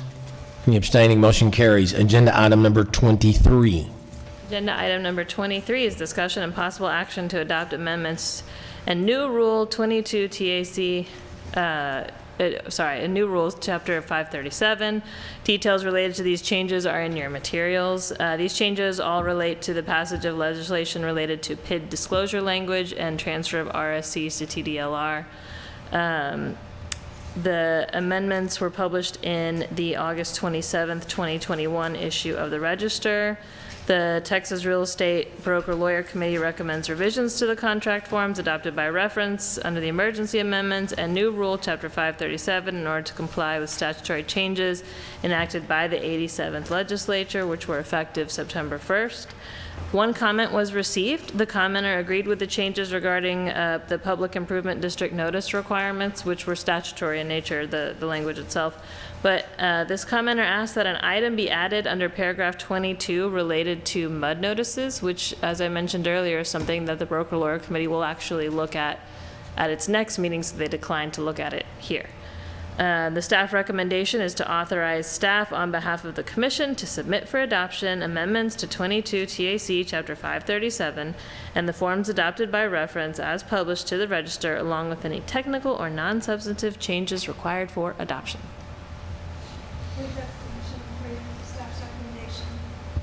Motion made by Commissioner Lerner. Second. Second, Commissioner Russell. Any discussion? Mr. Chairman, just a question. So that mud notice on paragraph 22, so it will not be part of this? My understanding, it will not be part of it because that will take a reposting, and these changes were legislatively. Okay. So what Broker Lawyer does is they take those ideas and they put them back for the next time the contracts are changed. They will already have them kind of in the draft to add. But if they would add it, we would have had to repropose, and these changes were legislatively, so they had to be done pretty quick. But that will be added probably on the next change. So what is the purpose of the public comment? I mean, so the comment that was received actually as it relates to the mud notice is not technically related to the changes that were proposed. What was proposed was mandatory disclosure language related to PIDs. But the comment related to the mud picked up some steam at the Broker Lawyer Committee. I think it's something that some of the other members had already been discussing. So I think what it did is while it didn't create a venue for change here because this language is statutory, it's required, and what was being addressed was related to mud, it is going to carry forward to at least a discussion and possible action on adding a checkbox as it relates to muds. Okay. Does that make sense? Perfect. Thank you. Okay. All in favor? Aye. All opposed? Any abstaining? Motion carries. Thank you. Agenda item number 24. Agenda item 24 is discussion and possible action to propose amendments to 22 TAC 531.18. The proposed amendment to 531.18 and the form adopted by reference is necessary to implement statutory changes enacted by the 87th legislature, and that's again related to the transfer of the RSCs over to TDLR. The proposed amendment to the Consumer Protection Notice removes a reference to home warranty companies as being regulated by TREC. So this is a change to that Consumer Protection Notice. The staff recommendation is to authorize staff on behalf of the commission to submit the proposed amendments to 531.18 and the form adopted by reference as published, along with any technical or non-substantive changes required for proposal to the register for publication and public comment. I so move. Motion from Commissioner Miller. Second. Second, Commissioner Wilkinson. Any discussion? All in favor? Aye. Any opposed? Any abstaining? Motion carries. Thank you. Next up is agenda item number 26. That will be Deputy General Counsel Abby Lee. Hello again. Abby Lee, Deputy General Counsel for the record. Agenda item 26 is discussion and possible action to approve the rule review plan for fiscal year 2022. Section 2001.039 of the Government Code requires state agencies to perform a comprehensive rule review every 4 years. The proposed rule review plan for FY 2022 outlines the schedule with which the Commission will review each of its rules over the next year, and the staff recommendation is to approve the fiscal year 2022 rule review plan. I so move. I got a motion from Commissioner Miller. Second. Second. Commissioner Russell. Any discussion? Mr. Chairman, is there a rules committee that deliberates all the, or how does this work out? Or is it the commission itself that actually The goes commission. through? Correct. So staff will take a look at this, and then rulemaking will be just like any other process where it goes before you. If you want to propose any suggested changes, it'll go before you. I see. Okay. Thank you. I personally think it's fantastic. I do too. Instead of doing it all at one time, it's throughout the year, and I think that gives everybody a chance to actually review and study the rule. So Actually read it, yeah. I think it's a great change. Any other discussion? All in favor? Aye. Any opposed? Motion carries. Agenda item number 27. Agenda item 27 is discussion and possible action to review 22 TAC Chapter 531, Canons of Professional Ethics and Conduct, 22 TAC Chapter 533, Practice and Procedure, 22 TAC Chapter 534, General Administration, and 22 TAC Chapter 541, Rules Relating to the Provisions of the Texas Occupations Code, Chapter 53. Pursuant to 2001.039 of the Government Code and the recently approved FY 2022 Rule Review Plan, the Commission rules found within these chapters will be reviewed and considered for readoption, revision, or repeal. The review will include whether the reasons for initially adopting these rules continue to exist. The staff recommendation is to authorize staff on behalf of the Commission to submit the review of 22 TAC Chapters 531, 533, 534, and 541 as presented, along with any technical or non-substantive changes required for proposal to the Texas Register for publication and public comment. So moved. A motion from Commissioner Wilkinson, second by Commissioner Miller. Any discussion? All in favor? Aye. Aye. All opposed? Motion carries. Agenda item 29. General Counsel Vanessa Burgess will do 29 and 30. Okay, agenda item 29 is discussion and possible action regarding the executive committee policy. The Executive Committee recommends the Commission adopt a formal policy detailing the composition and role of the Executive Committee. The intent of this policy is to provide more transparency as it relates to the functions of the Executive Committee. And the Executive Committee recommendation is to approve the policy as presented, and you have a copy of that draft policy in your materials. I so move. Have a motion? Second. The motion by Commissioner Miller, second by Commissioner Lerner. Any discussion? I would just like to add that these are in the book. If there is a change or supposed change, someone wants to tweak it, that can be done at the commission level, does not have to be posted. This is truly a living document that can change as we need, correct? That's right. Okay. All in favor? Aye. Aye. Any opposed? Any abstaining? Motion carries. Agenda item number 30. Okay. Agenda item number 30 is discussion and possible action regarding the policy concerning the advisory committee selection process, or the committee selection process. So this policy also comes from the Executive Committee. They requested that staff create a guidance document related to the advisory committee selection process. This guidance document is intended to memorialize the advisory committee selection process and also to provide a greater level of transparency as it relates to that selection process, both at the commission level and also for applicants to the various advisory committees. So it really details that selection committee process that's been established over the last year. And so the Executive Committee recommendation is to approve the policy concerning the committee selection process as presented. Have a motion from Commissioner Lerner. Second. Second, Commissioner Russell. Any discussion? And that would be posted online for the public. That's right. Okay. Okay. Mr. Chairman, I just have some minor non-substantive changes that I can share with the staff afterwards. Okay. Okay. All right. With those small changes, he'll discuss with staff. Any other discussion? All in favor? Aye. All opposed? Any abstaining? Motion carries. Okay, agenda item number 31. Discussion and possible action to nominate candidates for offices of Vice Chair and Secretary of the Commission. Summary, per policy, should any commissioner wish to nominate a commissioner to the office of Vice Chair or Secretary of the Commission, they may do so at this meeting. Voting will take place at the February Commission meeting, and nominations may also be made during this meeting or prior to the vote. So you can nominate someone today, or you can nominate someone in February, or you can ask whoever's there if they want to continue to serve. This is a little bit different than most election processes.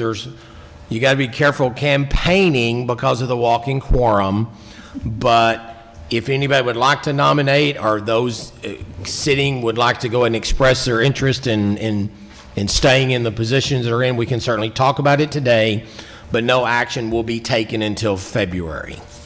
Correct? Okay. Why are we changing it to discuss it in advance like this? Normally, we don't even discuss it till February.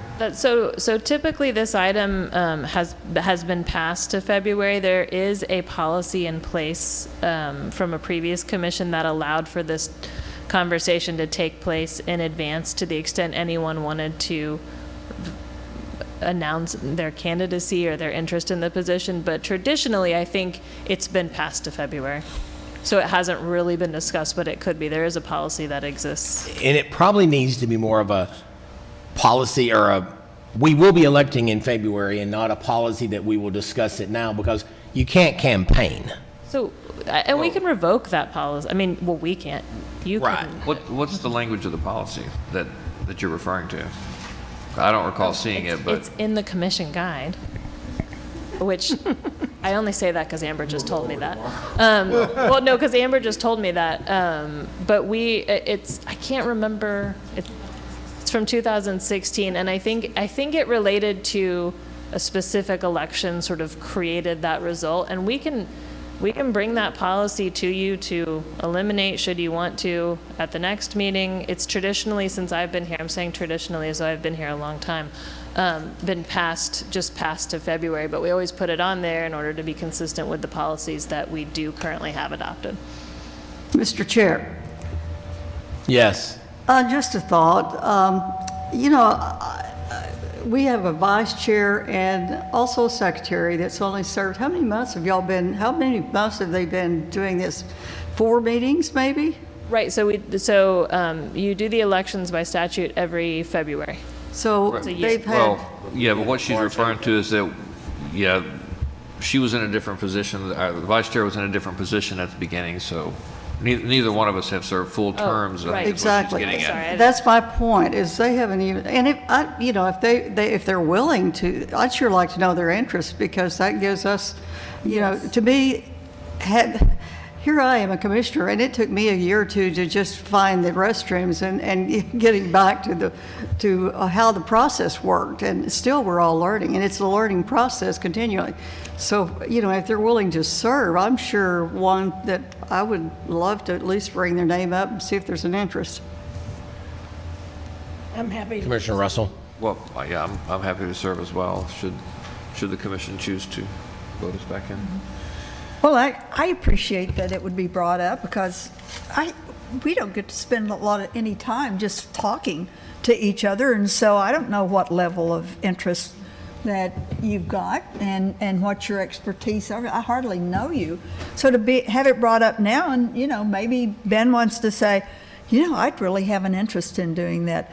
I think maybe it ought to be a 2-year term at least, because that gives you a chance to get your land legs in and make your contribution. And so I like it being brought up. I would always be in favor unless somebody says Jan has not been good. I would vote for Jan again. That's just that was a joke. Bad joke. But if they're doing a good job, just give them a term of 2 years or whatever anybody thinks, and let them serve. Did you say by statute or policy? I think that's in statute. It's in statute. I think it's at the February meeting. I believe that's in 1101, and I think my computer is dead. However, I mean, what this discussion is showing, though, is also that maybe there is an interest level in keeping that policy of having this discussion ahead of that February meeting. Just another point, we have two commissioners not here today, and two very good commissioners, and I think that we need to have, their interest as well. So just bring up that point. We're not voting. I agree. It is statutory. Tony's been doing my legal research for me. At a regular meeting in February of each year. At a regular meeting in February of each year, the commission shall elect a presiding officer and secretary from its membership. Right. But it doesn't hurt for them, anyone that's interested, to indicate that they're interested. Right, so that's what I think the intent of the policy is to learn any intent to the extent there is any. And then at the next meeting, that doesn't preclude anyone who didn't voice interest, or it doesn't mean you can't pull that interest back. It's just to sort of start that conversation and get an idea, similar to what Commissioner Wilkinson was saying, is, who is interested? Are the folks that are on there still interested? Discussions like that. So. All right. Okay. We will move to agenda item number 32, discussion and possible action of future agenda items. Maybe policy on talking about elections in November. Maybe that will be a future agenda item. Anything else on the agenda? Is there any policy on, we've got elections coming up in the spring. Is there any policy on what activity level commissioner might take? Say if my sister is running for something statewide and I'm going to support it, what do we do about things like that? Yeah, I can give you a short answer, and if you want to talk about that after the meeting, we can. You and I was speaking to somebody else about this. You, as who you are, as Barbara Russell, can support whomever you like. You have that right to association and to do what you want. You can't use your position as a commissioner to influence an election. There's also a prohibition, I don't think this is as applicable here, of the use of state resources in contributing to any election, but you or me, anyone with the state, we are free to support whomever we want politically. We can donate, etc. You just can't use your official position to do that. Does that make sense? Oh, absolutely. My only comment on that is, so we endorse, I'm right now going through that as well, and so we endorse someone and tell them we can do it, as you just said, but we can't really, we can't use our commissioner. And all of a sudden we read documents that has Delora Wilkinson, commissioner, on it. And we have not given approval, but yet here we are. And that does happen. I've seen it happen. So just an FYI. And that's something, I can put that, on the note for the next agenda for annual training as a reminder. I think that's a good idea. And has the Commissioner's Handbook changed from the last time? It is worth reading, and it is good. Thank you. It is not made. There have not been significant changes. There's been some updates to the links. We include information on the new commissioners, but the substance itself is not significantly different. But it is worth printing out if I want to keep it handy. Yeah, absolutely. It's intended to be your guide, your reference. It's also, it's up on the website, so anytime if you have a question, if you go to the commissioners page where all your pictures are, you can actually click, it'll take you to the version, and it's very easily searched. So we tried to make it so that it's one that doesn't have to be just thoroughly overhauled every year, and where we can make sure the links are current and the laws are current, and that it's a good resource for you, but not that it just looks completely different every single time you get it. Yeah. Right. It's excellent Saturday morning reading. It really is. Thank you. That's what we were going for. Or a cup of coffee. Yeah. All right, anything else on agenda item 32? Agenda item 33, discussion and possible action to schedule future meetings. The meetings are listed below. I will tell you, just chairman's prerogative, On the meeting, February the 14th, if you bring one Commissioner Valentine, you bring them all a Valentine, okay? We have to be fair, okay? And so anyway, those are set up for commission meeting on Monday, workshop on Tuesday. That's the February 14th, 15th, and that coincides with the Texas Realtors Conference because they usually bring people here and we attend their conference. And then Monday, May 2nd and 3rd, and then Monday, Tuesday, August 8th and 9th. Okay? In February, yes. And if there's nothing else, I would entertain a motion to adjourn at 2:54. So move. Second. Motion second, all in favor? Aye. Motion carries. You walking back?